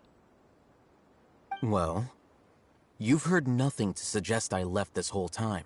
So clearly, I stayed in the village to investigate. Anyway, you plan to leave Aru village and keep searching for the truth of this matter, yes? Yep. We're not gonna find out anything more by staying here, so we thought that we might as well take the search elsewhere.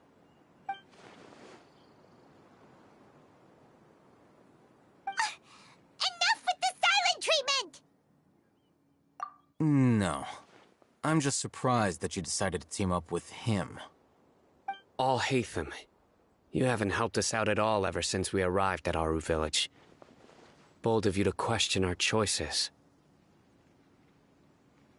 Yeah, you're all talk! While you were investigating, I had my own work to do, which I've now finished.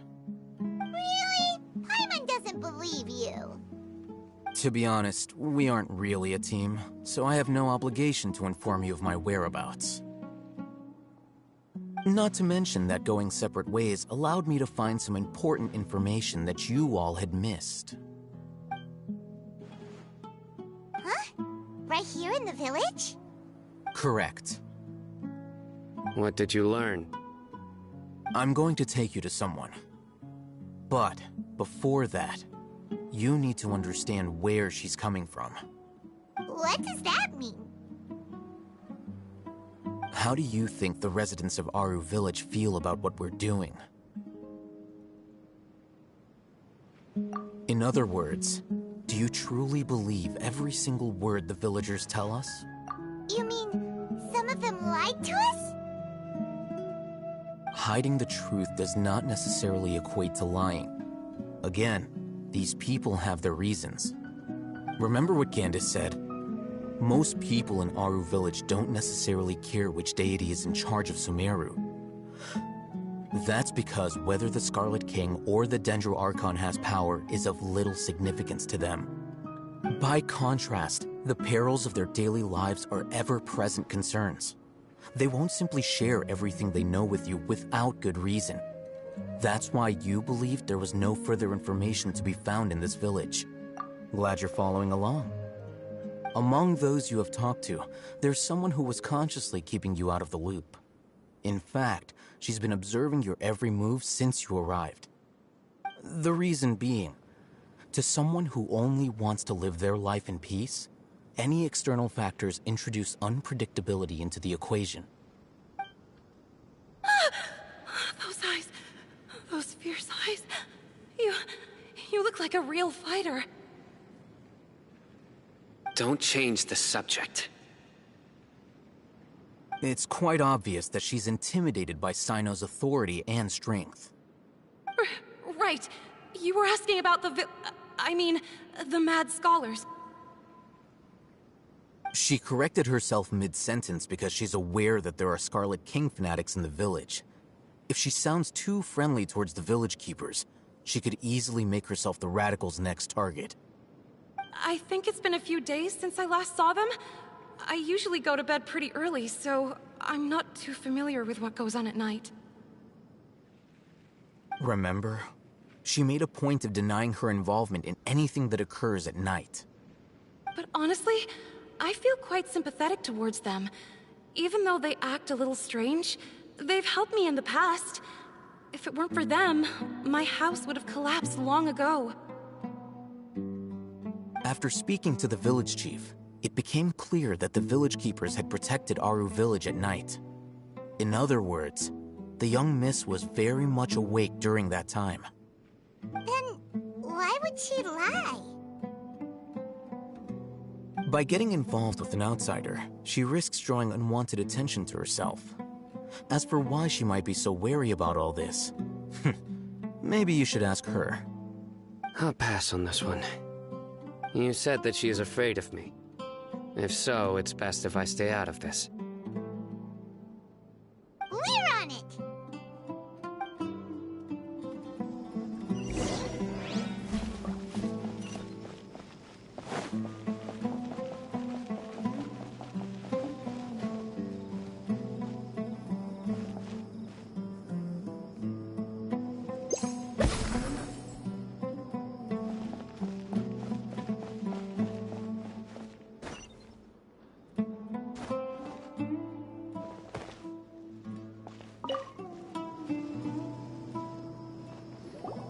Miss Shawnee, as we discussed earlier, I've brought someone with me. Mr. Alhaitham, I'm aware of where you stand, but how can I make sure that your friends think the same as you? Huh? What do you mean? We need to clarify our stance or something? Go ahead and talk to her. You'll get the answers you want. Go on. Earn her trust. Is it really that simple? May I call you Traveler? Hi, Traveler. I want to ask you something. Do you think the resurrection of the Scarlet King can truly change Sumeru for the better? Why's that? That's very similar to what Miss Candace says. I know you two are friends. That's why I'm willing to talk to you, even though I do have some reservations. Before, I wouldn't even have the courage to ask something like this. Traveler, do you believe our lives will get better?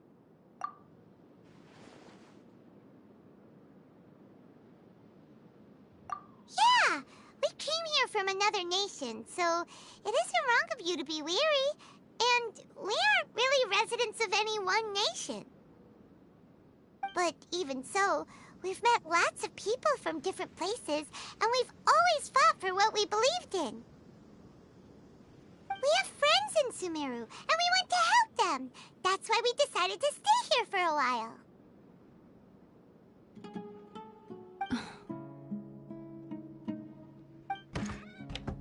I want to trust you. My apologies for posing my questions like that.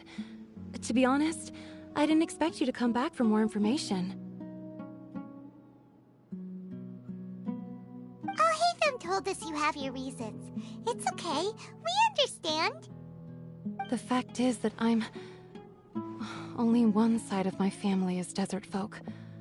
I don't really fit in anywhere in Sumeru. Some believe in the Dendro Archon, while others believe in the Scarlet King. I don't belong to either side, and neither side would want me. Speaking of which, the radicals mentioned that they despise traitors. Do they just think that anyone who's different from them is a traitor? Yeah. Some people can be so narrow-minded when it comes to bloodline and beliefs. It makes no difference what I say or how I behave. I'll always be suspected of having ulterior motives.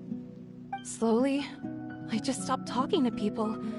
I pretended not to hear or see anything. All I want is to live my life in peace. And then it happened.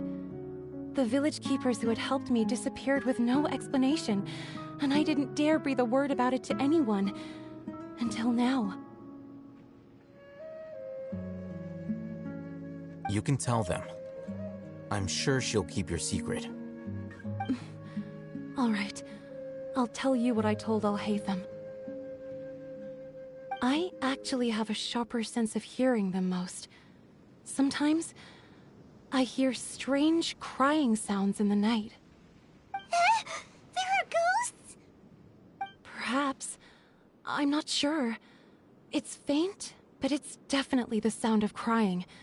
It comes from far away in the distance, and always carries very raw emotion. It used to be louder and more frequent, but ever since you arrived in the village, it doesn't seem to happen as often, and when it does, it's much quieter. I have to focus really hard to make it out. I confirmed this with the guards on night duty. They also have someone with a good ear, and he's heard similar sounds at night. But, because we're in the middle of a desert, he would rather believe that they are the cries of beasts than ghosts. There's really nothing around these parts, except for an old hospital not far from the village.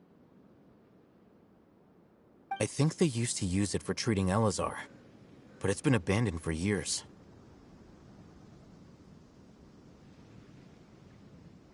Yeah, let's go!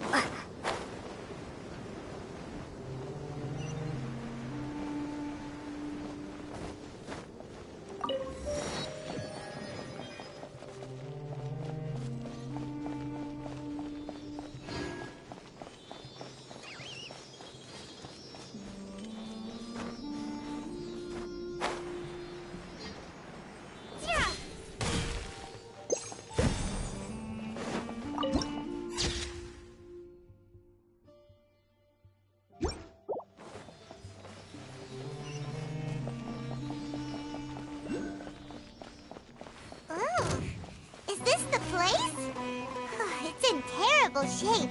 And there's sand. Ah! Monsters! Watch out!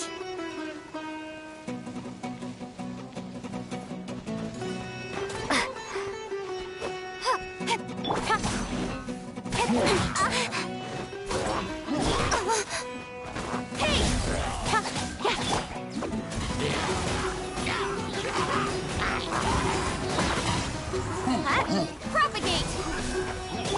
Don't blink! Good?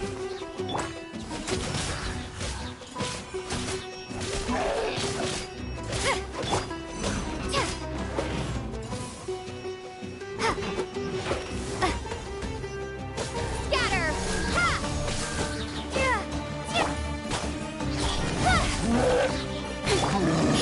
You can't run!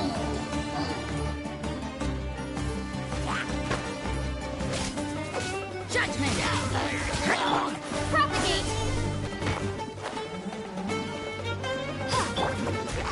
And away I go! Incoming!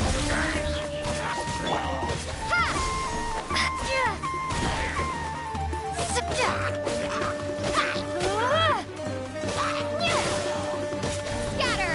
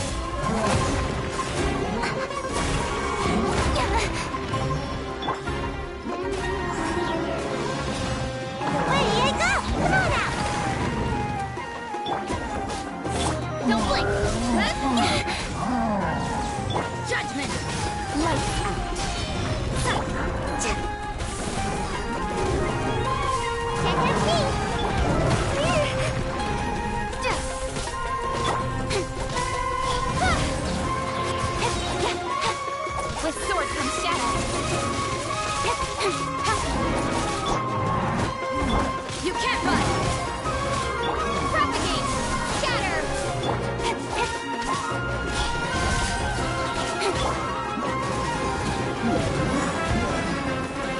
I'm out of here! Speed of light! Nowhere to hide! Terminate!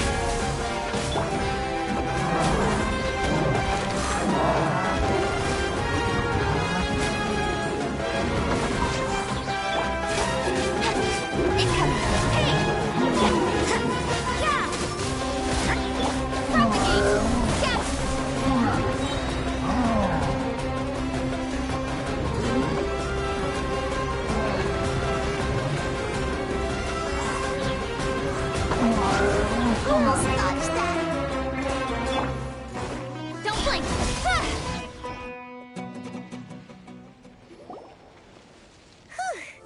They were easier to deal with than Paimon had expected. Super strong bandits? Or monsters taller than buildings dropping out of the sky?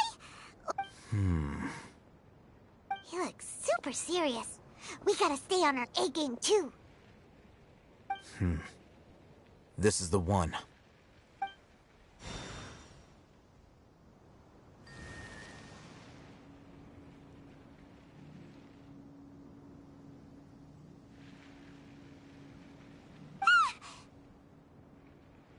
Let's go in and take a look.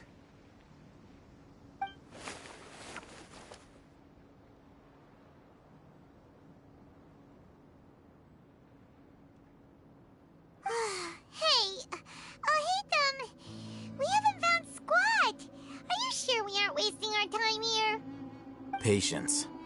Shawnee says she only hears the crying at night. We have time to burn.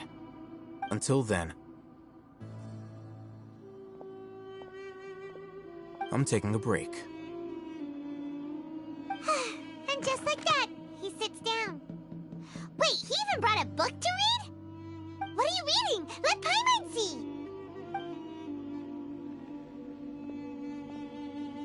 Okay, sure.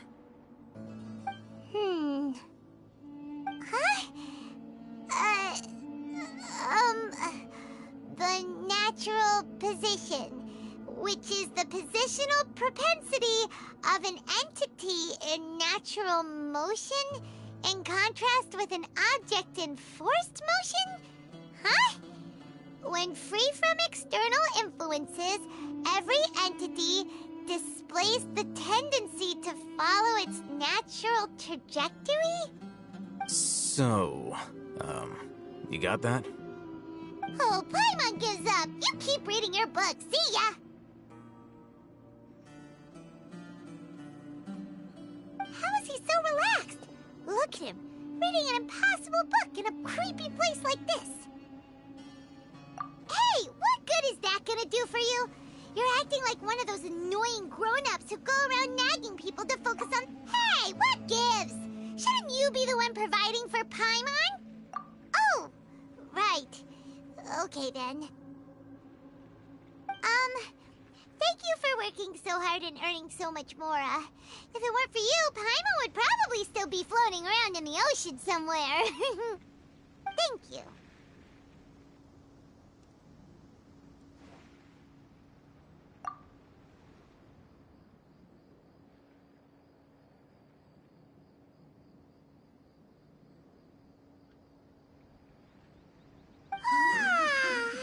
Paimon's getting so sleepy. Huh? What was that sound? There it is. It's coming from that direction.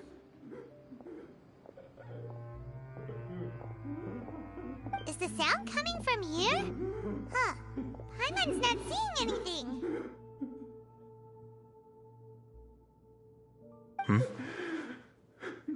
It's from below.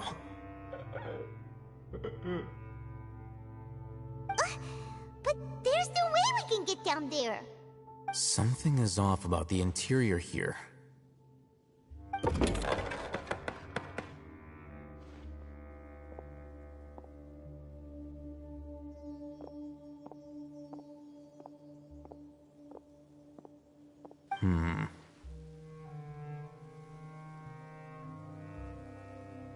As I thought, there's a hidden structure. Whoa! It's like they tucked another hospital into this one! Oh, it looks like there are other mechanisms around here.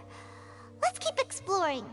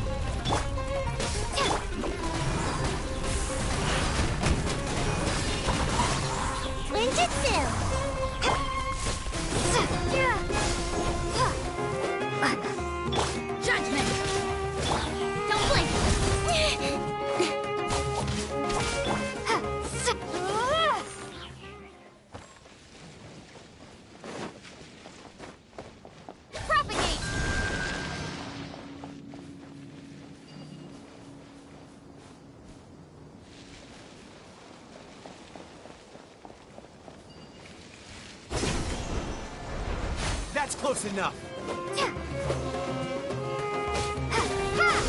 Scatter! Speed of light! Hey!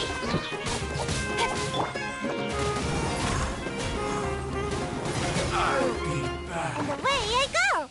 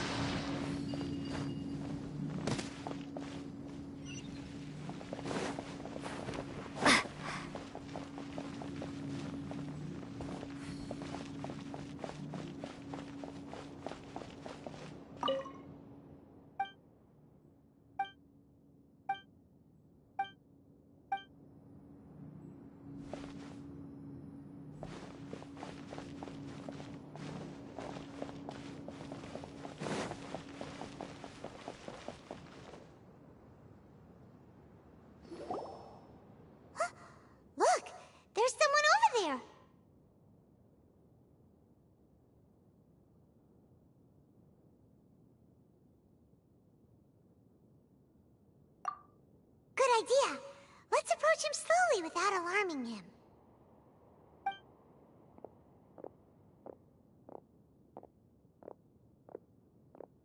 Wait.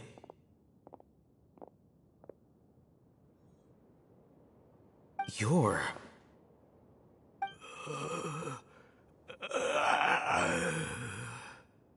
He can't speak, and his eyes are unfocused. But he looks too young to be anyone's grandfather. Also, why is he the only one here? Didn't expect to see him here. You know him? He's Razak, a senior of mine at the Academia. He's a scholar too? Is he the kind that holes up in a forest and mumbles stuff about training? No. And that's the problem. Razak was never involved in any of those things. He never trained in the forest, let alone reach Satyavada life. Leaving that question aside for the moment, him being here alone means that we might be too late. Looks like they've already taken everyone away.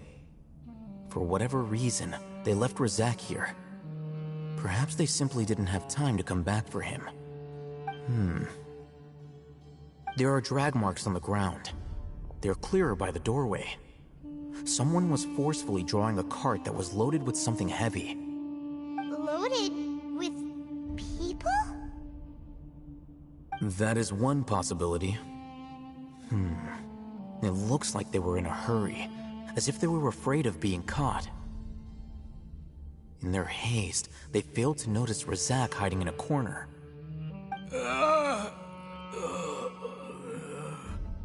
The symptoms are identical. Looks like we found living proof. Huh? Why do you say that?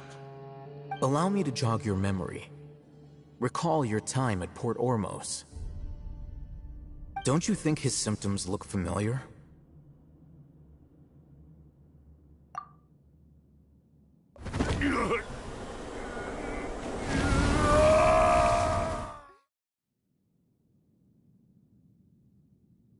Oh, now that you mention it, they're acting the same way.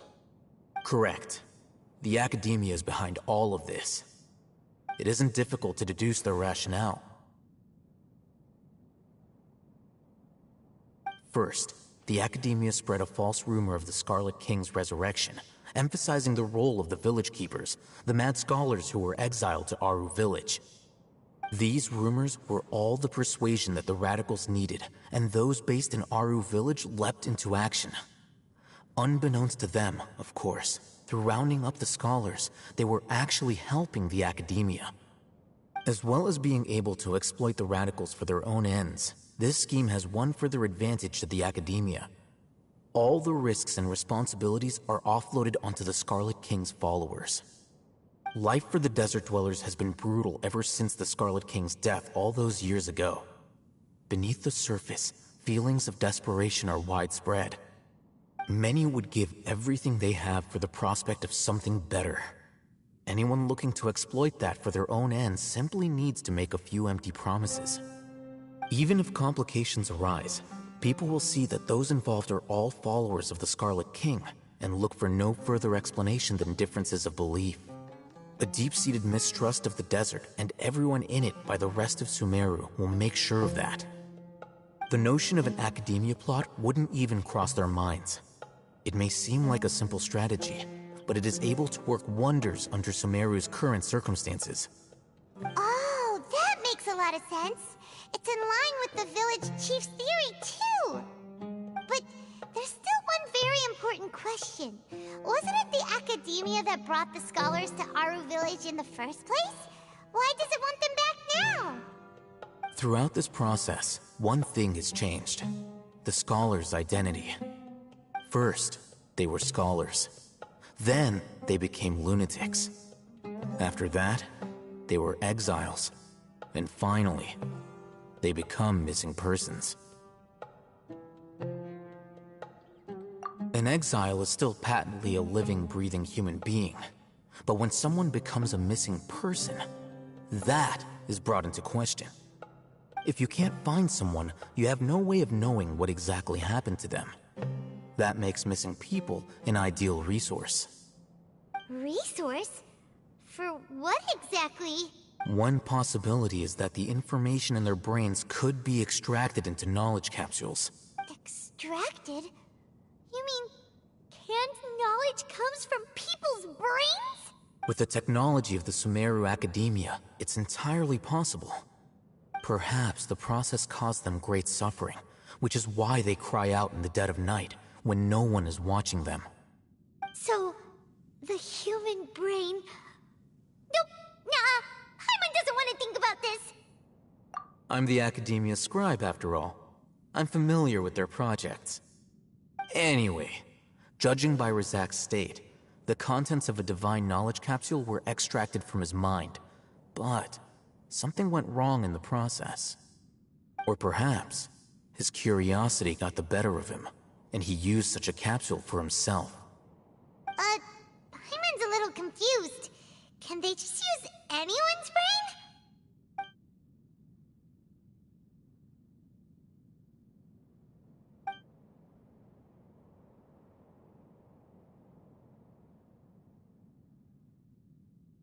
The look on your face tells me you've realized the answer. That's right. To some scholars, gaining knowledge about the gods is their entire life's pursuit. Extracting canned knowledge is just one of the extreme measures they turn to. However, I can't help but wonder, what do they seek to gain from divine knowledge? The Academia is going out of their way to look for forbidden knowledge, but what is their ultimate goal? I've spent quite some time trying to analyze the contents of the divine knowledge capsule, but to no avail. It seems like my way of thinking is too different from theirs. You mean you're not even slightly interested in getting your hands on this forbidden stuff? All scholars seek to expand the horizons of knowledge, but I'm not particularly interested in gods, so I don't share their degree of zealotry. Extracting information from people as if they were lifeless objects? If this is the direction of academic progress, then the Academia may as well shut its doors. Sounds like you're really against all this. Of course. The Academia's actions run contrary to their rules. Whether it be academics or knowledge, everything has its boundaries. If those lines are crossed, the rules and order that govern everything in the world will be destroyed. This matter needs to be corrected, just like fixing a typo in a book. Wait, didn't you step in to help because you felt sympathy for those poor people? Not to be callous, but no. My criteria are a little more restrictive than that. There is no shortage of suffering in Sumeru, and the same can be said for the rest of Teyvat as well. What do you plan to do about that? Save every last person? Probably not. Paimon's not sure. You can say that. Simply put, I don't blindly place my faith into strength or heroism. I do what I want. The divine knowledge capsule is something I want to investigate in full. That doesn't mean I'm willing to take action for the sake of a few strangers.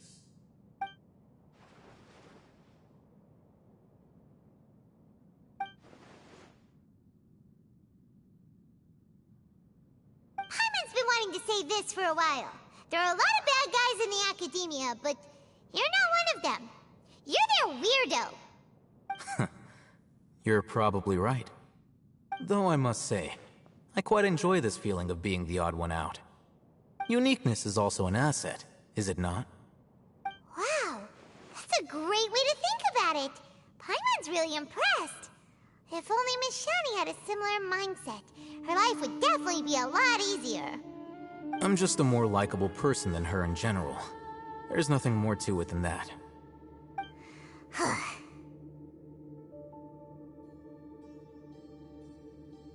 He won't last long if we leave him here. Let's take him with us.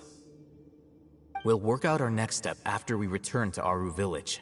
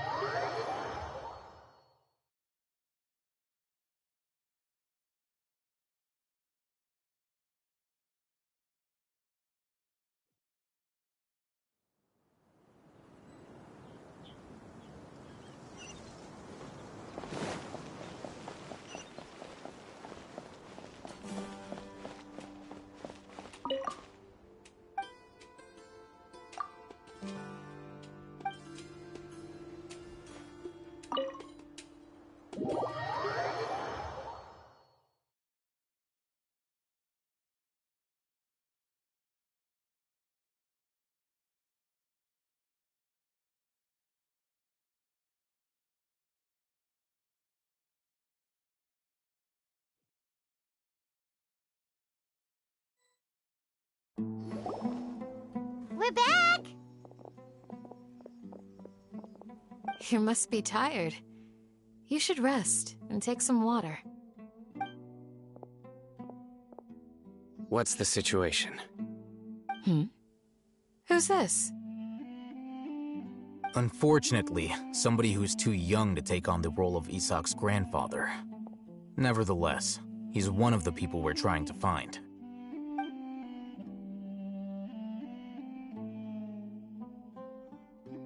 So, at one point in time, the abandoned Elazar Hospital served as the Academia's site for extracting divine cant knowledge. Yep, pretty much. Their plan must have been implemented at some point before we arrived at Aru Village, since divine cant knowledge has been in circulation for a while now. Yet, they fled once we were headed to the village, almost as if they knew we were on their trail. Why is that? Yeah, why is that? We may have a mole in our midst. One of us could be secretly revealing our whereabouts to the Academia. Huh? Are our friendships that shallow? Looks like none of you have realized wherein lies the issue.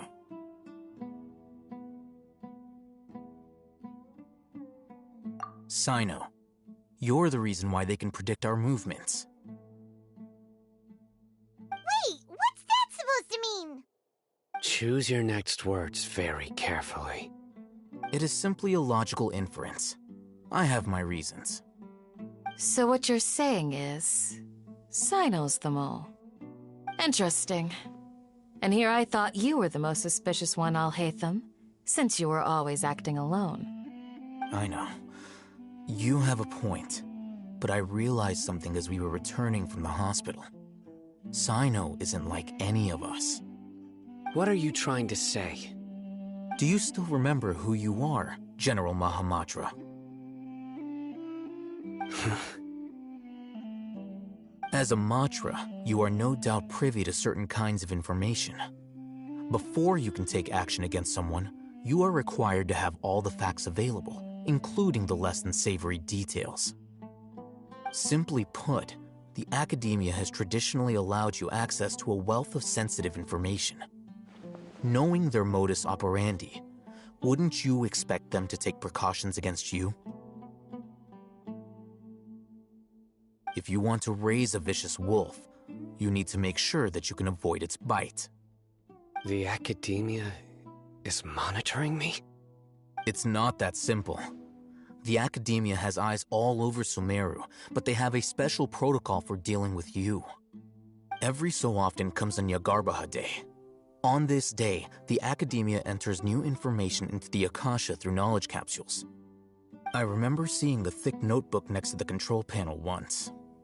Its contents were all about the General Mahamatra, his activities throughout the day, preferred methods of enacting judgment, everything. You're saying that the Academia entered my information into the Akasha too? But what's the point in doing that? My actions aren't important enough to be added into the Akasha. The Akasha is capable of computation.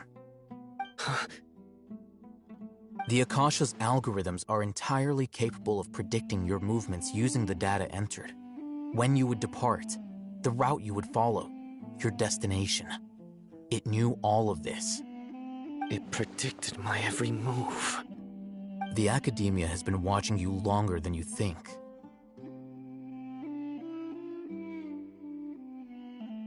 So that's how it is. Sino adheres to his principles so strongly that he's actually a thorn in their side.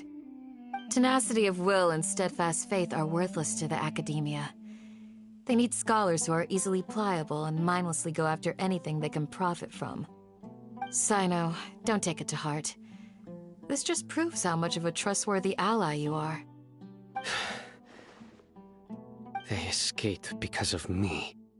Don't blame yourself. It's not like any of us would have known. I have an idea.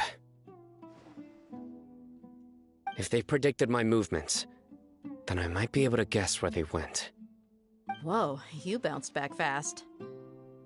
There is always an opportunity for safety after danger passes. Oh, so that's how it is! Paimon gets it now! If the Academia is trying to avoid Cyno, then the safest place would be... Yep, that's right! They'll want to proceed in the direction opposite of where I'm going.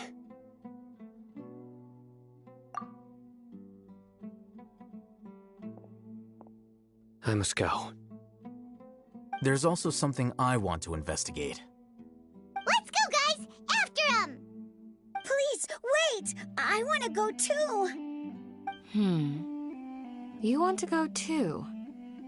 If so, you have to promise you'll stay safe. I want to find Grandpa. I promise I'll be careful and not cause any trouble. Everyone, I leave him in your hands. Yay! Let's go! Remember to pack some food with you! Paimon feels like we're missing someone, though.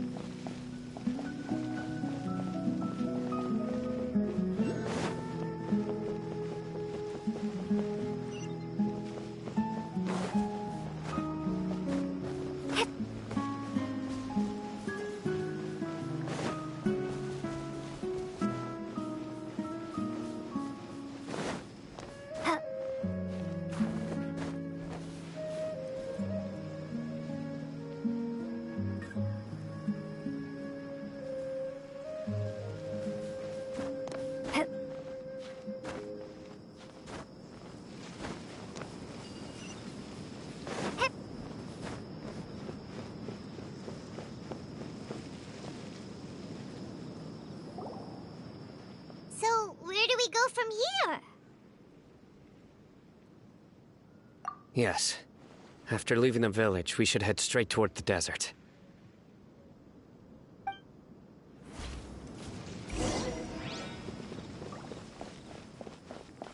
I know the desert like the back of...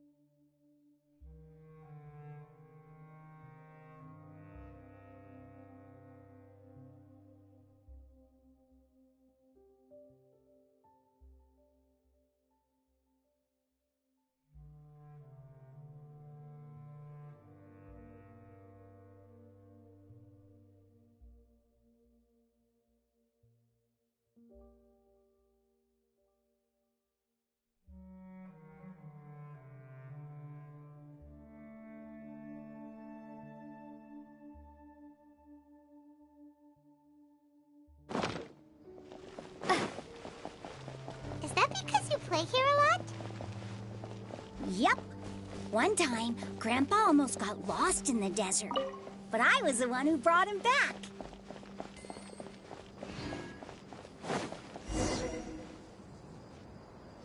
There's something here. What's this? It's buried in the sand. Looks like we'll need to roll up our sleeves and do some work.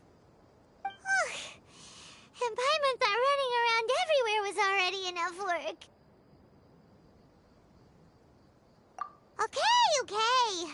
So, we have to dig it out? Whatever's down there, it looks like it's buried really deep.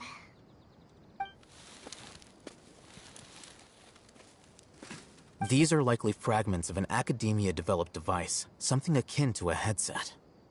Looks like there were more than one village keeper. They must have been escorted this way, because there are device fragments scattered around here. Let's split up and search the area. Chances are that we'll find other things nearby.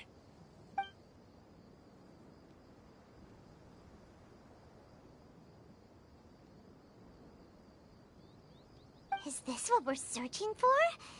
It looks kinda scary. This is definitely a device used to extract divine knowledge. How did it end up buried in the sand? That can't have been part of the plan. They must have been attacked along the way. Wait, what? Grandpa, I hope you're okay. Don't worry, your grandpa's gonna be fine. Razak didn't display any signs of starvation or dehydration, which means that they left fairly recently. We should be able to catch up. One more thing. Given that the device had been entirely covered by sand, I believe the attack must have happened prior to the sandstorm.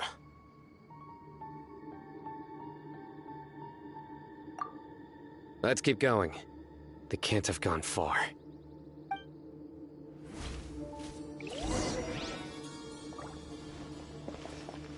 Ugh, but running on sand is so tiring. But you're flying, aren't you, Paimon? Is flying over sand tiring too? Ugh, of course it is!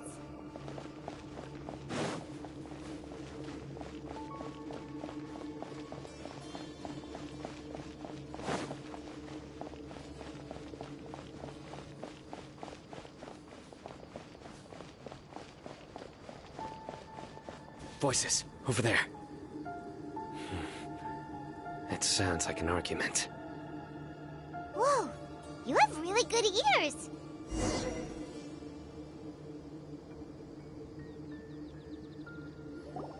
Don't get any closer. They'll notice us.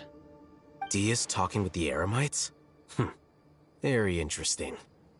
Let's listen in. If you had informed me sooner, there'd be plenty of room for us to... You're one of us. We would never lie. Scholars. You don't know as much as I do. Need me to... I knew it. That's our Dia. Dia? Why would you... Dia! Hey, what are you doing? Huh? Didn't you say you'd help me find Grandpa? Why are you on their side? Well, look who's here. Ain't that something? This complicates things. You've betrayed Aru village? So, this is the great General Mahamatra. Dear, you'd be better off as my assistant than hanging around with this motley crew. Seen for yourself. I have the means and methods, and my ideals are far more admirable than theirs. I'm not the type that's easily swayed, Raman. You of all people should know that. Wait, what's going on, Dia? Whose side are you on here? Shut it, Paimon. It doesn't matter. Whichever side you pick, nothing could deter us from the grand mission of resurrecting the Scarlet King. Once our Lord of Old returns to this land, we will have a new beginning. Face the facts, Rahman. It's not gonna happen. You should understand that more than anyone. Have all your years as a merc taught you nothing about placing hopes in a ruler? I'm a desert dweller and a proud follower of the Scarlet King. Whether I live by the edge of the sword or in peaceful comfort, my soul will always carry this conviction. It's not too late yet. The village mad scholars aren't gonna bring the Scarlet King back to life. You don't understand, my dear lady. Pursuing our faith is our purpose in life. Even if the chance of success is 1 in a million, we must be willing to give everything we have. Even if it'll expose you to the academia? Even if they end up disbanding the Eremites? Your Eremites, which you've worked so hard for all these years? Yes. We've waited a long time for this day to come. The sun and the moon no longer shine here. All you see now is cracks in this desiccated land. But fate has finally dealt me a hand to play against the Academia. With these scholars in our custody, we'll stomp the Academia's forces and fight our way beyond the wall of Samiel. Ridiculous. Think about it. The Academia controls the entirety of Sumeru. Your powers are negligible in comparison. If you still don't believe me, then try asking these 2 men. They're also against the Academia, but neither of them are as arrogant as you are. They look more like pawns of the Academia to me. Why would I listen to anything the people of Greater Lord Rukkhadevada have to say? Filthy traitors. Your god abandoned all honor and betrayed the Scarlet King. We desert dwellers will never trust the likes of you. It's impossible to communicate with someone so hostile. Perhaps we should. Do you really believe that by kidnapping the scholars, you'll be able to negotiate with the Academia? These people have no value as bargaining chips, but I could be persuaded to take their place as your next hostage. These scholars were exiled from the Academia. I, on the other hand, am their current scribe, and will be a much greater asset to you. Wait, you can't be serious. So, you want to trade places with the hostages, do you? Precisely. Any wise person would gladly accept my offer. What are you thinking? What if they decide to kill you instead? Well, that would be bad luck for me. However, I'd get the chance to observe the scholars, perhaps even find out the truth. Think you can talk me over with that confident look of yours? I'm not trying to persuade you. I'm using this as a means of joining forces against the Academia. You are the scribe. What do you have against the Academia? Not all desert dwellers believe in the Scarlet King, and the same applies to the Academia. Why must all knowledge seekers approve of the Academia's way of doing things?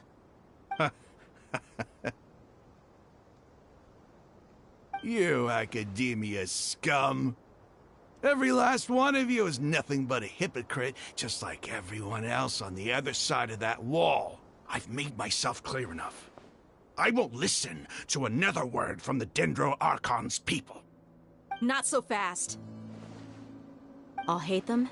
Do you stand by everything you just said? I never make empty promises. You know you're making a dangerous decision, right? I do. Good. Rahman, hear me out.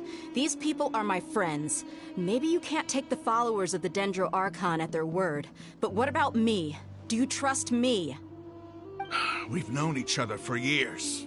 Of course I do. In that case, I'm willing to vouch for their honesty with my right arm. Come on, Rahman, don't be a coward. If you're serious about taking on the Academia, you need to steel yourself. You can't be afraid. An arm from the Flame Mane. You've piqued my interest. But what if you refuse to oblige? What should I do then? No one's a fool here, Dia. We're mercs. The mercs don't tend to live long unless they have their wits about them. You're not wrong, but this is different. I promised my friends that we'd bring back the village keepers together. Let's do it right here, then. Give me your right arm as proof of your resolve. Don't listen to him! He's not even trying to negotiate! He just wants to make things more difficult! That's fine. Are you crazy? We came here to save lives. One arm for that many people is still a pretty good deal, if you ask me. Rahman, I'm holding up my end of the deal here. You'd better not let me down. Sure. Go ahead and cut off her right arm.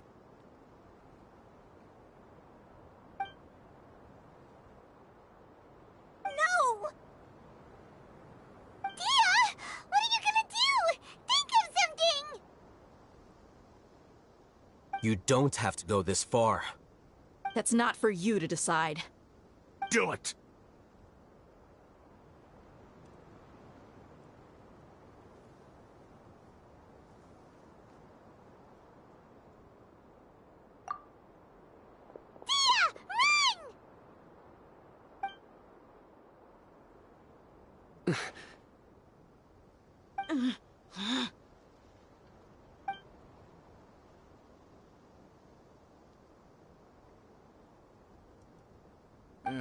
Stop!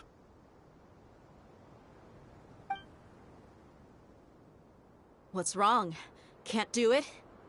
Flame Mane, you and I are both desert folk. Cutting off your arm is no different than cutting off my own fingers.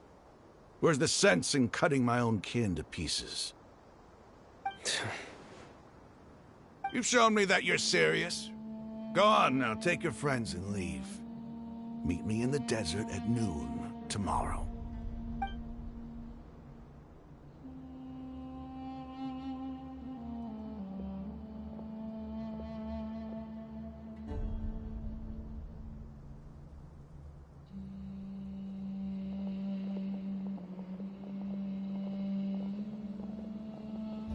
Phew.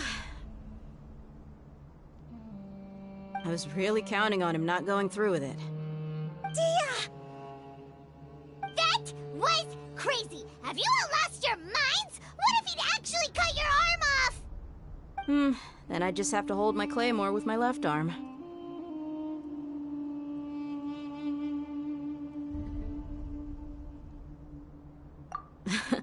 Okay, I'm sorry. But sometimes when you're out on a limb, you gotta double down to seal the deal, you know? Don't ever make a promise like that again. I can deal with the likes of them. If it came down to it, you would not lose to them either. I don't doubt it, Sino. But this is about more than me and them. There's a lot more where they came from. Even if we got rid of one bunch of radicals, there are others out there. Wiping them out would do more harm than good. As you wish. I'm sorry, Dia. I should have stayed put and listened. I should have trusted you. It's okay. I promised you I'd help find your grandpa, so I'll do whatever it takes. Whatever it takes? You just might be scholar material. Huh? Are you serious? The Eremites once said that I was a lunatic. Perhaps a little madness is essential to be successful in research. Why does it feel like he's using his praise for me as an excuse to brag about himself? Okay, let's get moving. We should head back to the village and rest up. Today was just a trial run. Noon tomorrow is gonna be the hard part.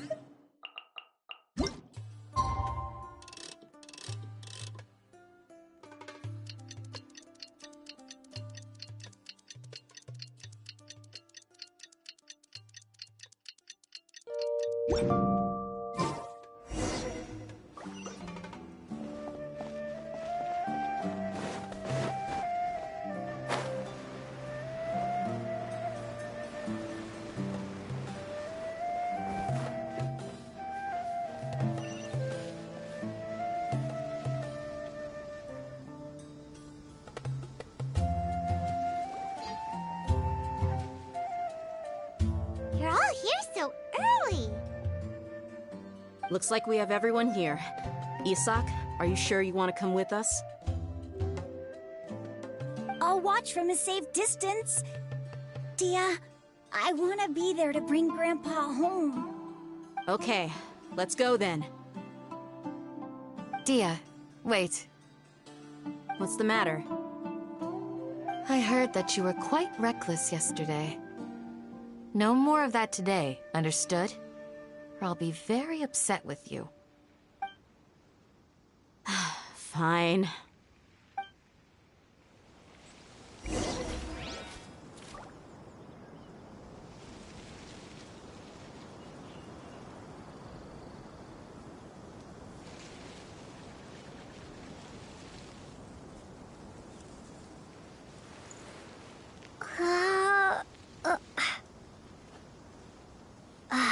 Village, please respect the local customs.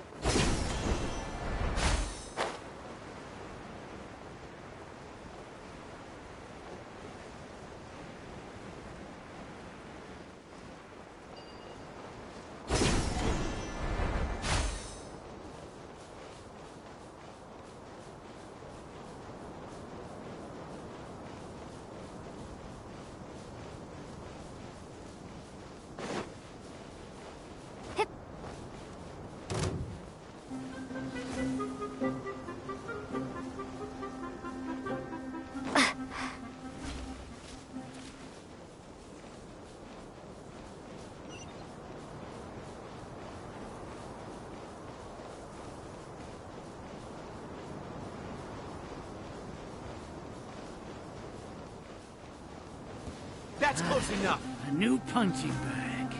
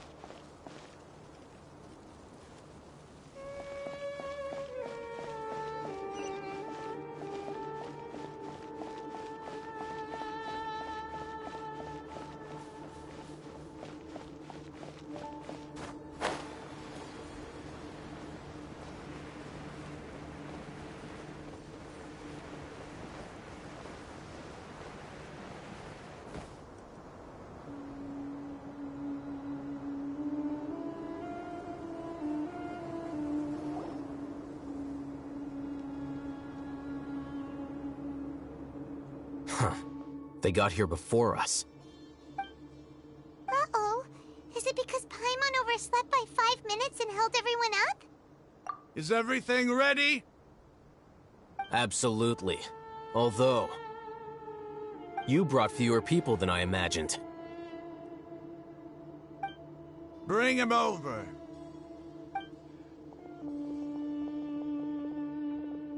Grandpa! Why is there only one of them? Rahman, I've always thought of you as a man of his word. What's this about? It's a one-for-one exchange. Sounds fair, don't you think? And let me put it this way. Agreeing to any kind of deal with the Dendro Archon's people is already a huge compromise on my part. Don't you think you've asked enough?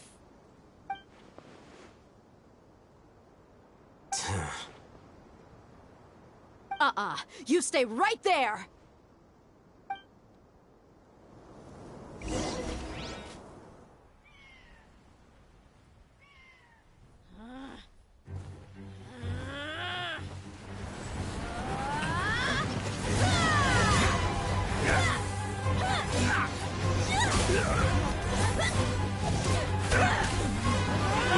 Playmate! What do you think you're doing?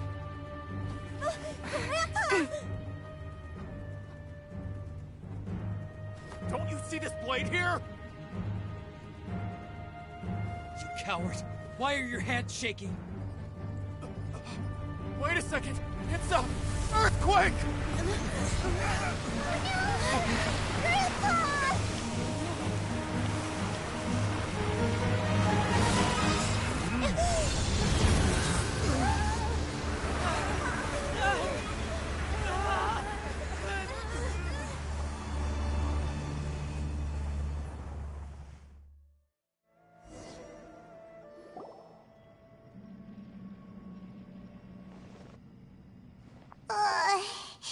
Paimon's dizzy.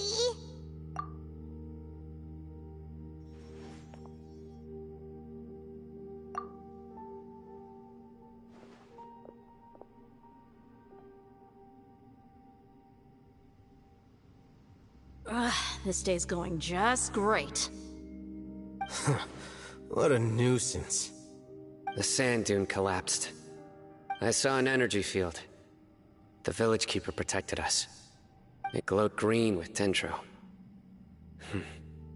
Just like you said, it may well have been the remains of Lesser Lord Kusanali's power inside the scholar's body.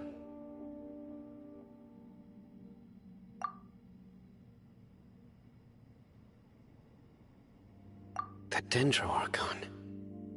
The present one. Grandpa? Grandpa? Oh no, he's getting confused again. Hey, look around you. There used to be a temple here?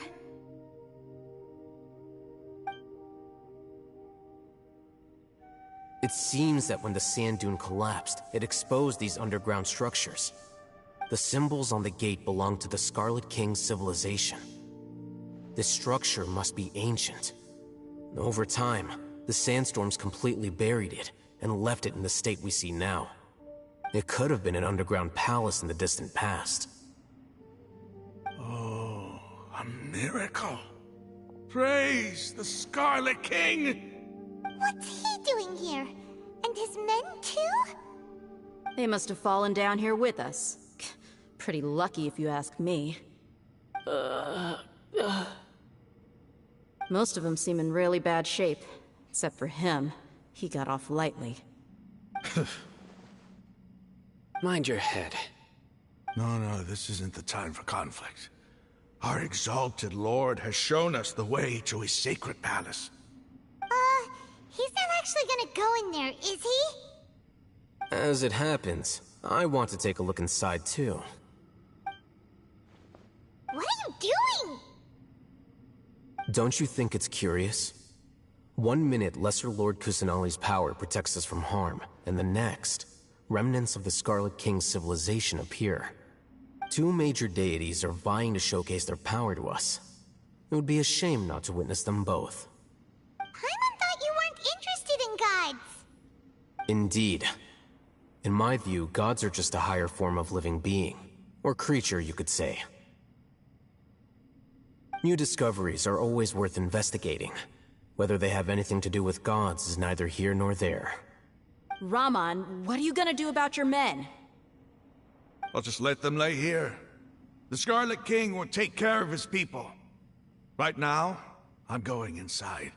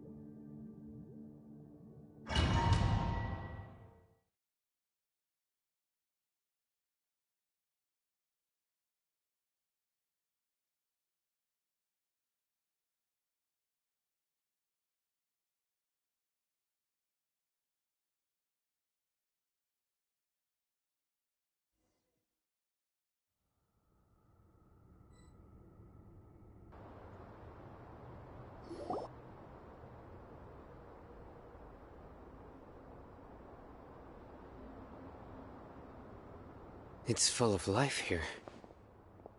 This defies comprehension. It looked completely desolate from the outside. Yet, it flows with energy inside. Yeah! And there's so many plants! It's so pretty! Sir Rahman. Huh? Me? Do you see another Rahman here? Are you mocking me? What do you mean, sir? Interpret it however you want, but there's something I'd like to draw your attention to. While this structure is clearly left over from the Scarlet King civilization, the energy that flows in here is that of the Dendro Archon. Whatever you say. It's not like I have a vision. There's nothing to be angry about. Think of this as an academic journey. It does seem kind of strange. If that's true, then we might have to explore this whole area to find an explanation.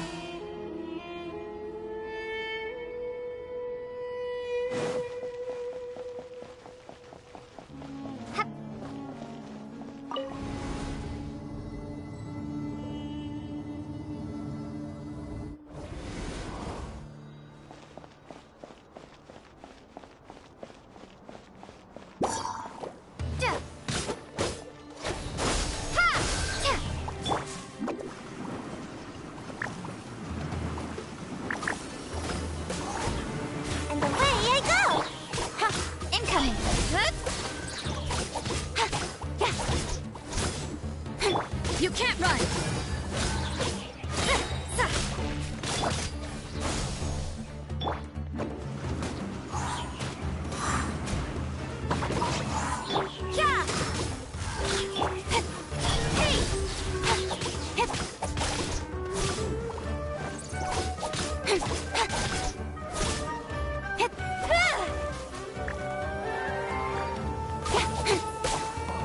Don't blink! With sword comes shadow.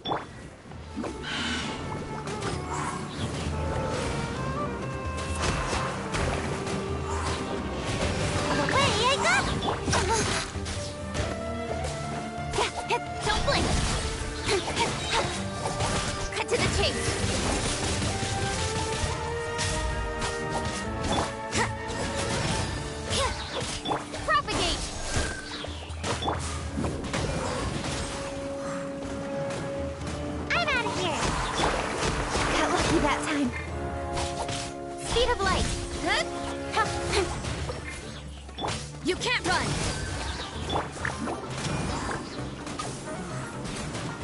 Can't catch me! Scatter! Don't blink! Yeah!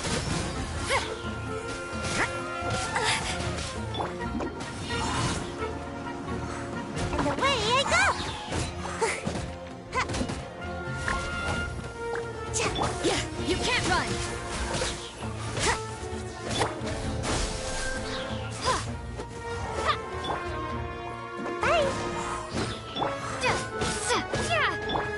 Speed of light!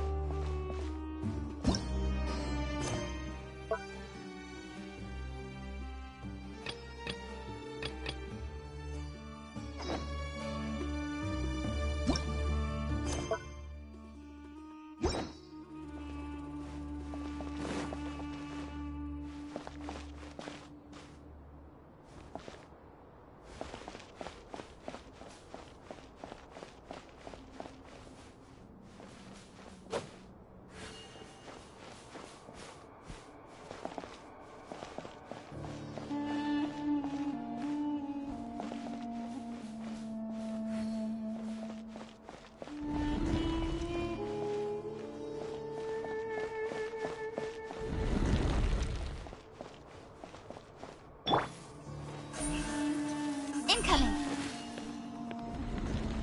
Good! Ha! Good!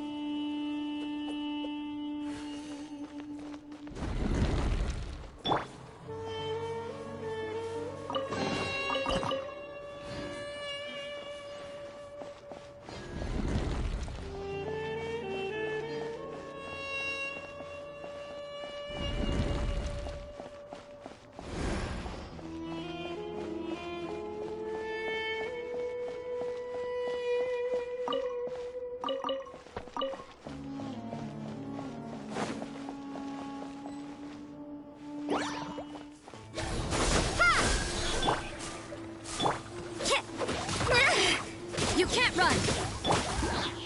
Speed of light! Hey! Yeah! Don't blink!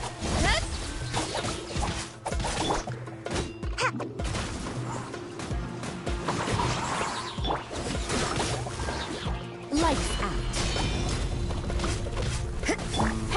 Yeah! Incoming!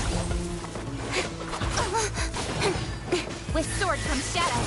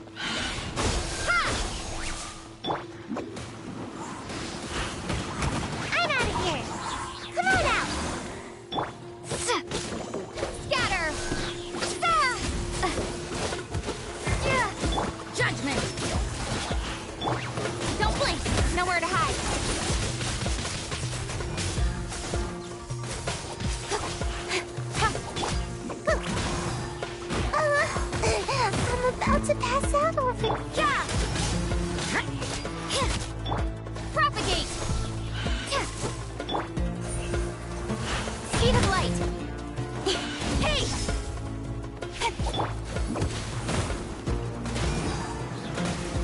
Can't catch me! You can't run!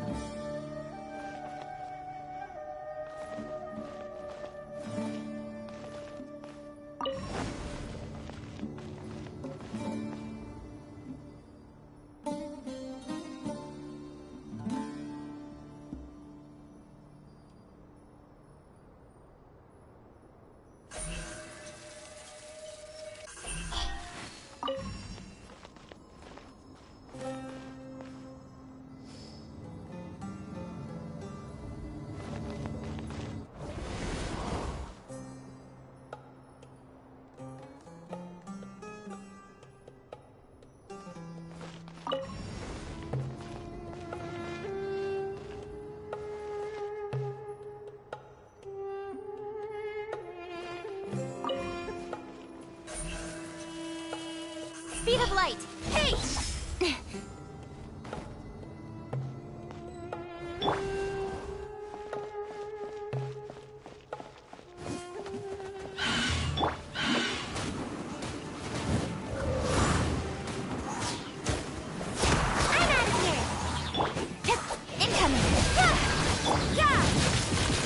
Punishment!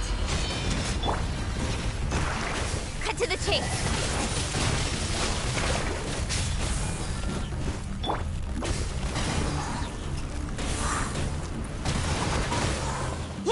Spring forth! Propagate! You can't run! Don't blink! Hey!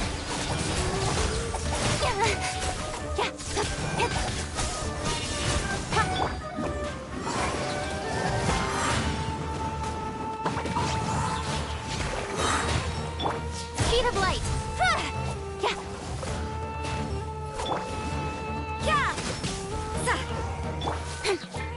Don't blink!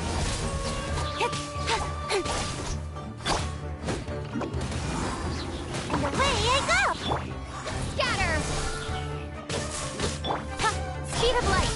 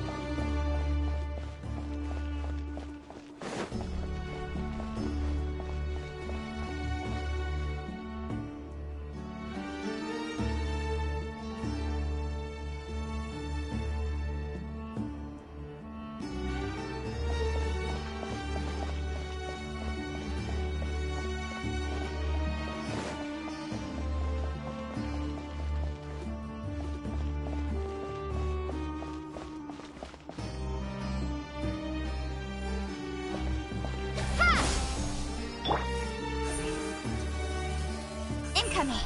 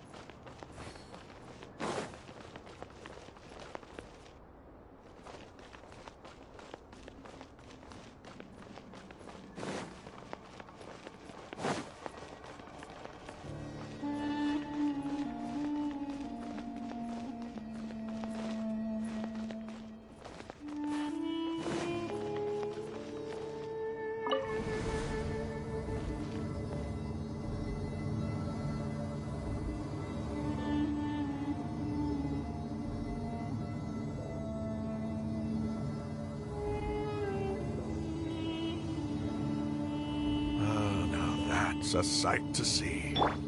The Scarlet King's splendor surrounds us. There's so much vegetation here. It's different than what I expected. Sure are a lot of plants for a desert.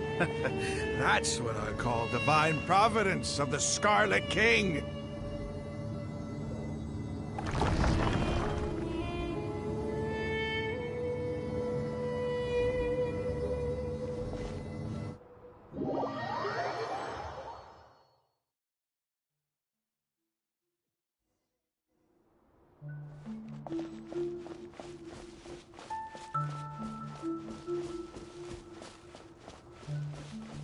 It's getting brighter!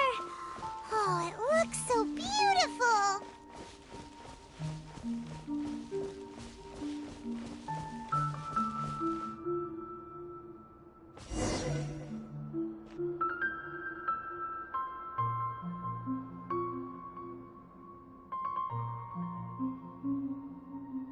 Wait. What's that?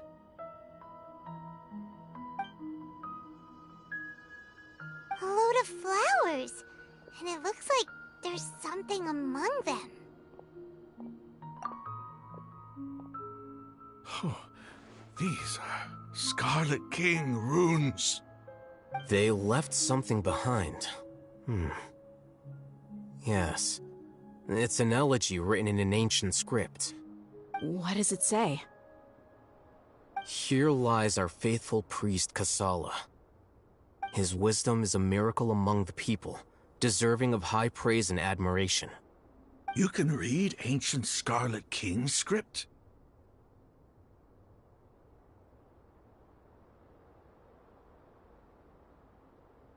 Of course. Every student needs to master it. He's not serious, right? There's still something off about this place. The elemental energy here is too concentrated. The scent of life. Is it trying to tell us something?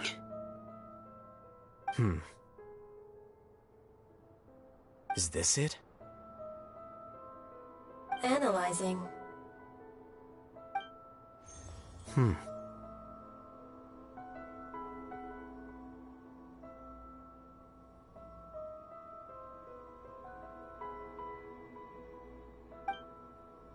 There seems to be a hidden message among these skeletal remains.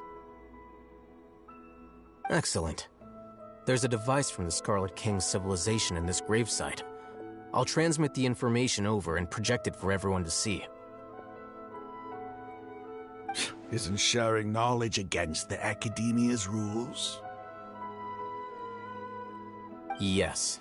However, under the circumstances, I'd prefer you to see this for yourself. You'll understand after watching it.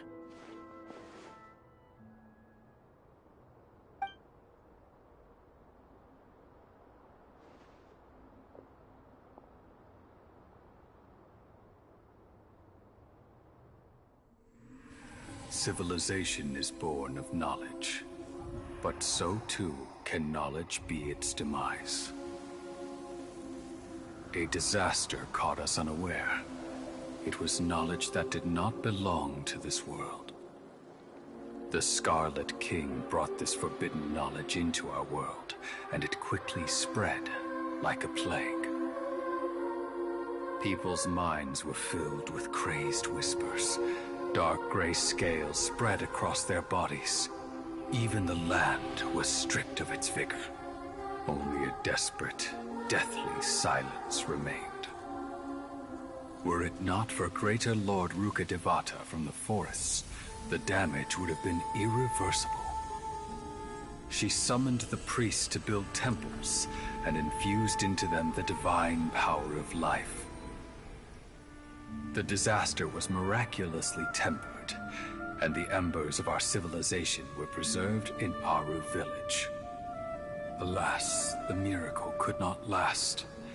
As long as forbidden knowledge continued to exist, it would forever blight this world. In the end, the proud king of the desert, my eternal lord, chose to sacrifice himself.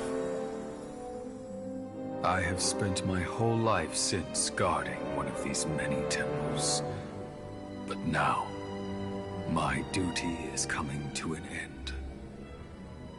As I close my eyes for the final time, the sight of that noble deity will appear in my vision once more. In helping the Scarlet King to eradicate forbidden knowledge, she exhausted her strength, and her form became that of a small child. How strange. Now that I think of her, I no longer have any fear of death, for I sense that the spirit of life will abide with me during my eternal sleep.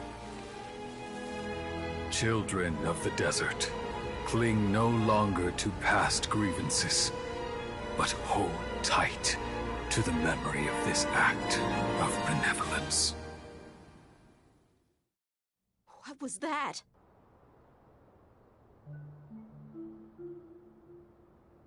The priest's memories. No, impossible. Greater Lord Rukkhadevata. So... but this doesn't make any sense. The Dendro Archon's followers, they're clearly... Was that the former Dendro Archon? He became so tiny in the end.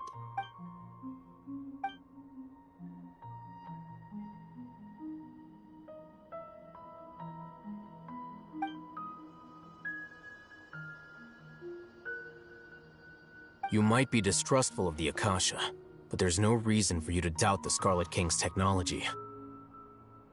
You've just witnessed his priest's last words. I've never heard about any of this before. The surviving followers of the Scarlet King all gathered in Aru village. Our god did not make mistakes. We refused to believe any of the rumors. The Scarlet King's death, the all but total annihilation of our civilization, it was all Greater Lord Rukkhadevata's doing. We saw her as nothing more than a traitor, who stabbed us in the back in our moment of crisis. You were blinded by your prejudice.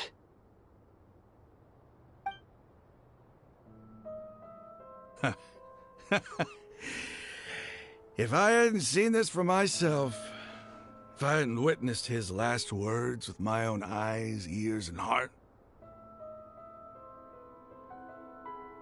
how could I ever begin to accept this? The truth is so far from what I've always known. Raman, that's enough. Give it a rest. You're starting to make a fool of yourself.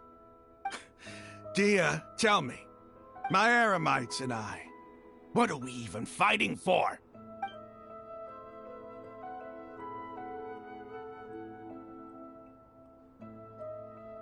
Hey, how you doing? I'll live. Thanks. I should probably go. Can't just stay here forever. What's your next move gonna be? Oh, I know what you're going to ask. I feel deeply ashamed of everything I've done. You'll get everything you're asking for.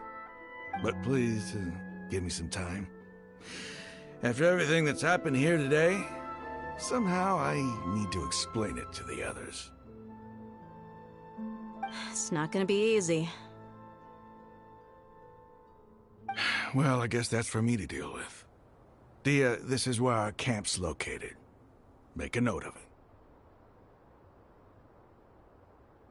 When would be a good time for us to go? Tomorrow, I'll convince everyone that we're all on the same side. And I'll return every last one of your your village keepers. We'll share our other resources with you, too. You seem to finally understand that our true enemy is... Yes. The gods never gave up on anyone. It's the people responsible for all this that need to face the consequences of their actions. That must have been rough, but he seems to have figured things out now. Ramon's no fool. Being the leader of your own faction in the desert is no easy feat. It's too bad he was held back by his belief in the Scarlet King. But now that that's changed, I guess we have a few more people on our side. The outcome, at least, is favorable. We should get going too. Let's head back, have a proper meal, and a nice, long sleep.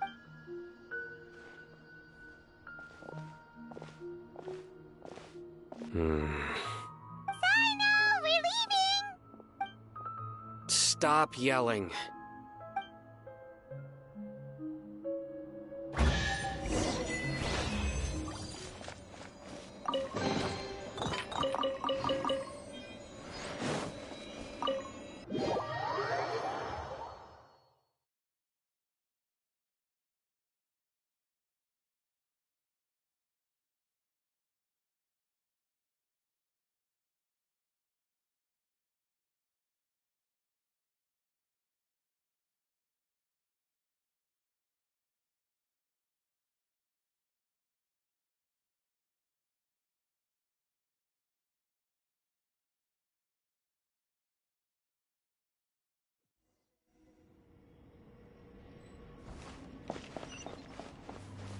Yeah.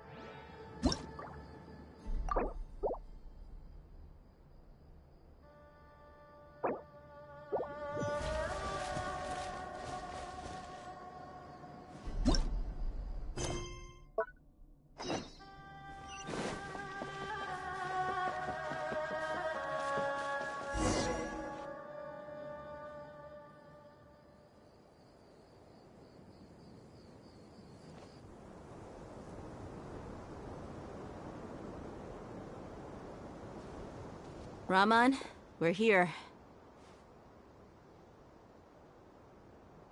Everything's been arranged. Someone will bring the village keepers back to Aru village shortly.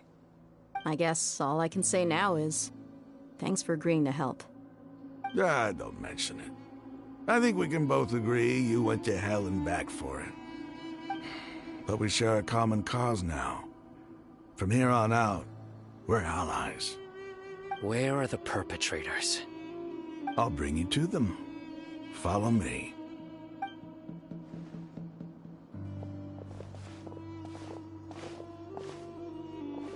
So these are the people who kidnapped the village keepers.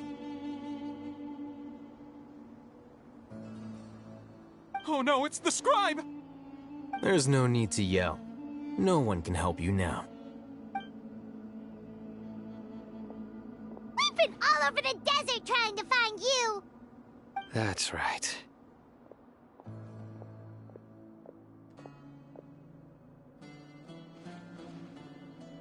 General Mahamatra? No, no! Make it quick, please! Swift and painless! Whoa. The moment they set eyes on Sino, they turned pale like they've seen a ghost! You should have known that I would be coming for you.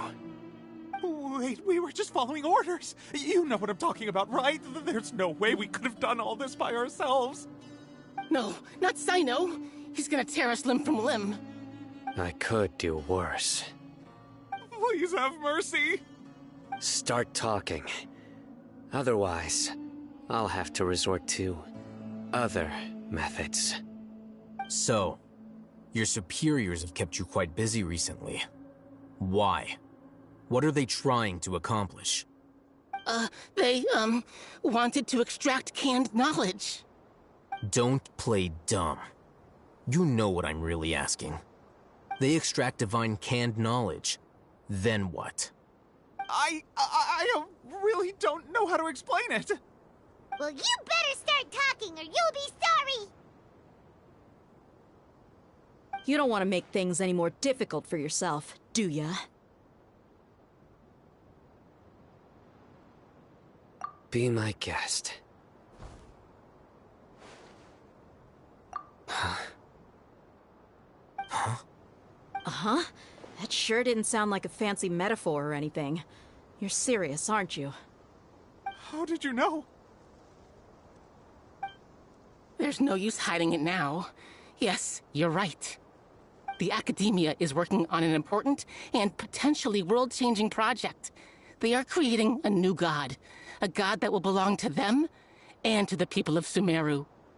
It may seem as if Sumeru's academics are thriving, but ever since the death of Greater Lord Rukkhadevata, scholarly breakthroughs have been few and far between. The withering of Irminsul has been getting worse recently. The sages have tried everything they could think of, but nothing's worked. I'm always hearing them say things like, if only Greater Lord Rukkhadevata was still with us. Continue. And then, someone from the Fatui showed up. They called him the Doctor. He brought a gnosis and said he wanted to borrow the Academia's research facilities. The Doctor was previously expelled from the Academia. At first, the sages looked down at him in disdain. But when he said those words, everyone's expression changed. He asked them, "Do you wish to create a god?" This is what the arrogant ignorance at the extreme end of academia looks like. First, the Academia spent a long time constructing a divine vessel, which was based on an exquisite humanoid puppet. After that, they harvested dreams via the Zeb-Zerus Festival Samsara, maximizing the Akasha's output. With the Doctor's help, and the Akasha now functioning at maximum efficiency, they were able to use it to extract the power from the Gnosis and convert it into a divine core. Next, they decided that their new god needed to possess divine wisdom. For that to happen, they needed a huge quantity of divine canned knowledge. It adds up. But how do you determine whether the knowledge extracted is of divine origin? Call it an educated guess? The Academia has been trying to figure out the exact source of the Scholar's madness for centuries, but to no avail. Nobody can explain the cause of this phenomenon. Surely you can see what that implies, Scribe Alhaitham. If it's knowledge no mortal can comprehend, then it must be something only gods are able to decipher. In other words, it's the source of the God of Wisdom's omniscience and omnipotence.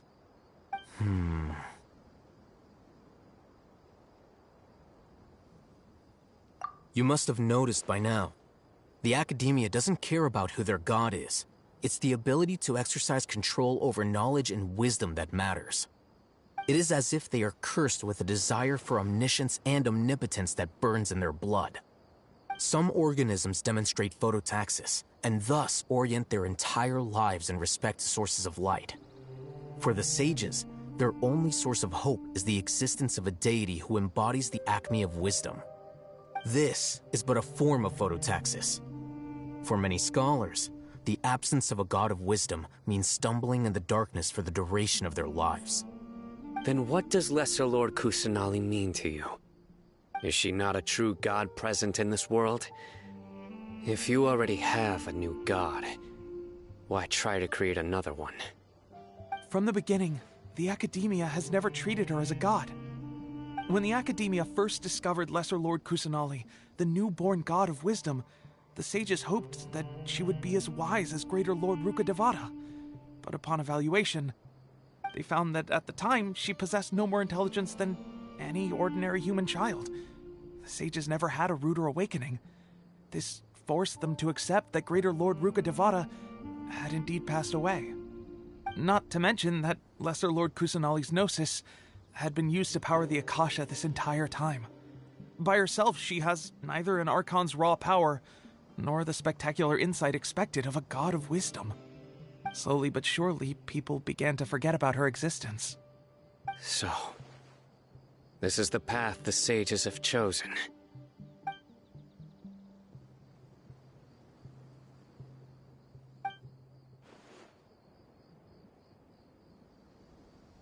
All right, let's try to keep our cool. If everyone's in a bad mood, then let's change up our scenery. Raman, give me a few men to help us escort the village keepers back to the village.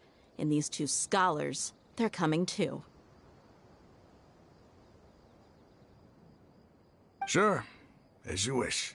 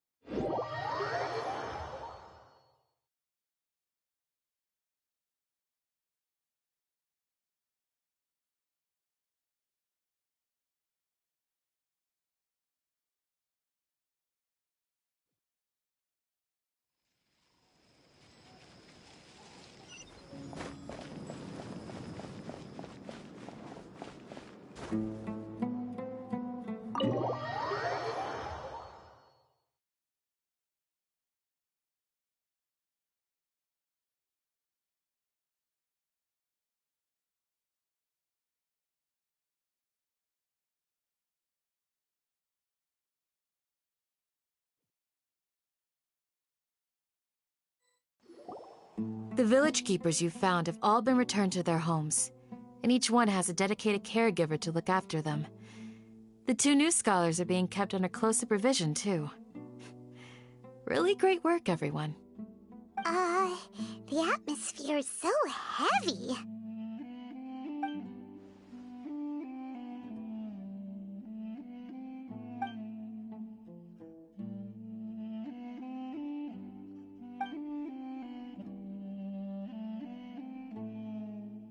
Hey! Say something! Stop spacing out! Come on, is there nothing left to talk about?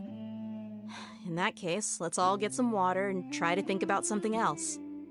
Or I can go fetch some snacks. Oh! Paimon's so coming with you!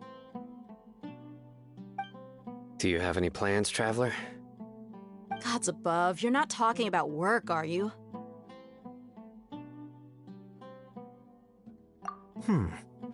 So you were still withholding some information?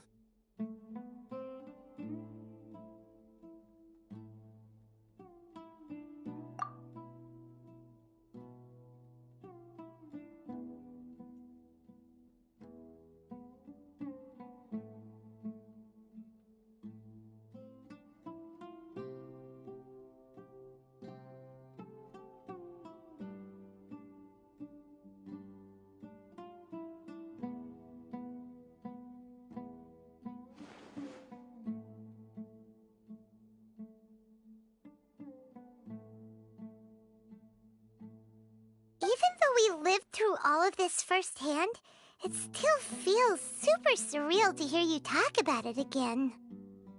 What a whirlwind of a story. I felt like I was holding my breath the whole time.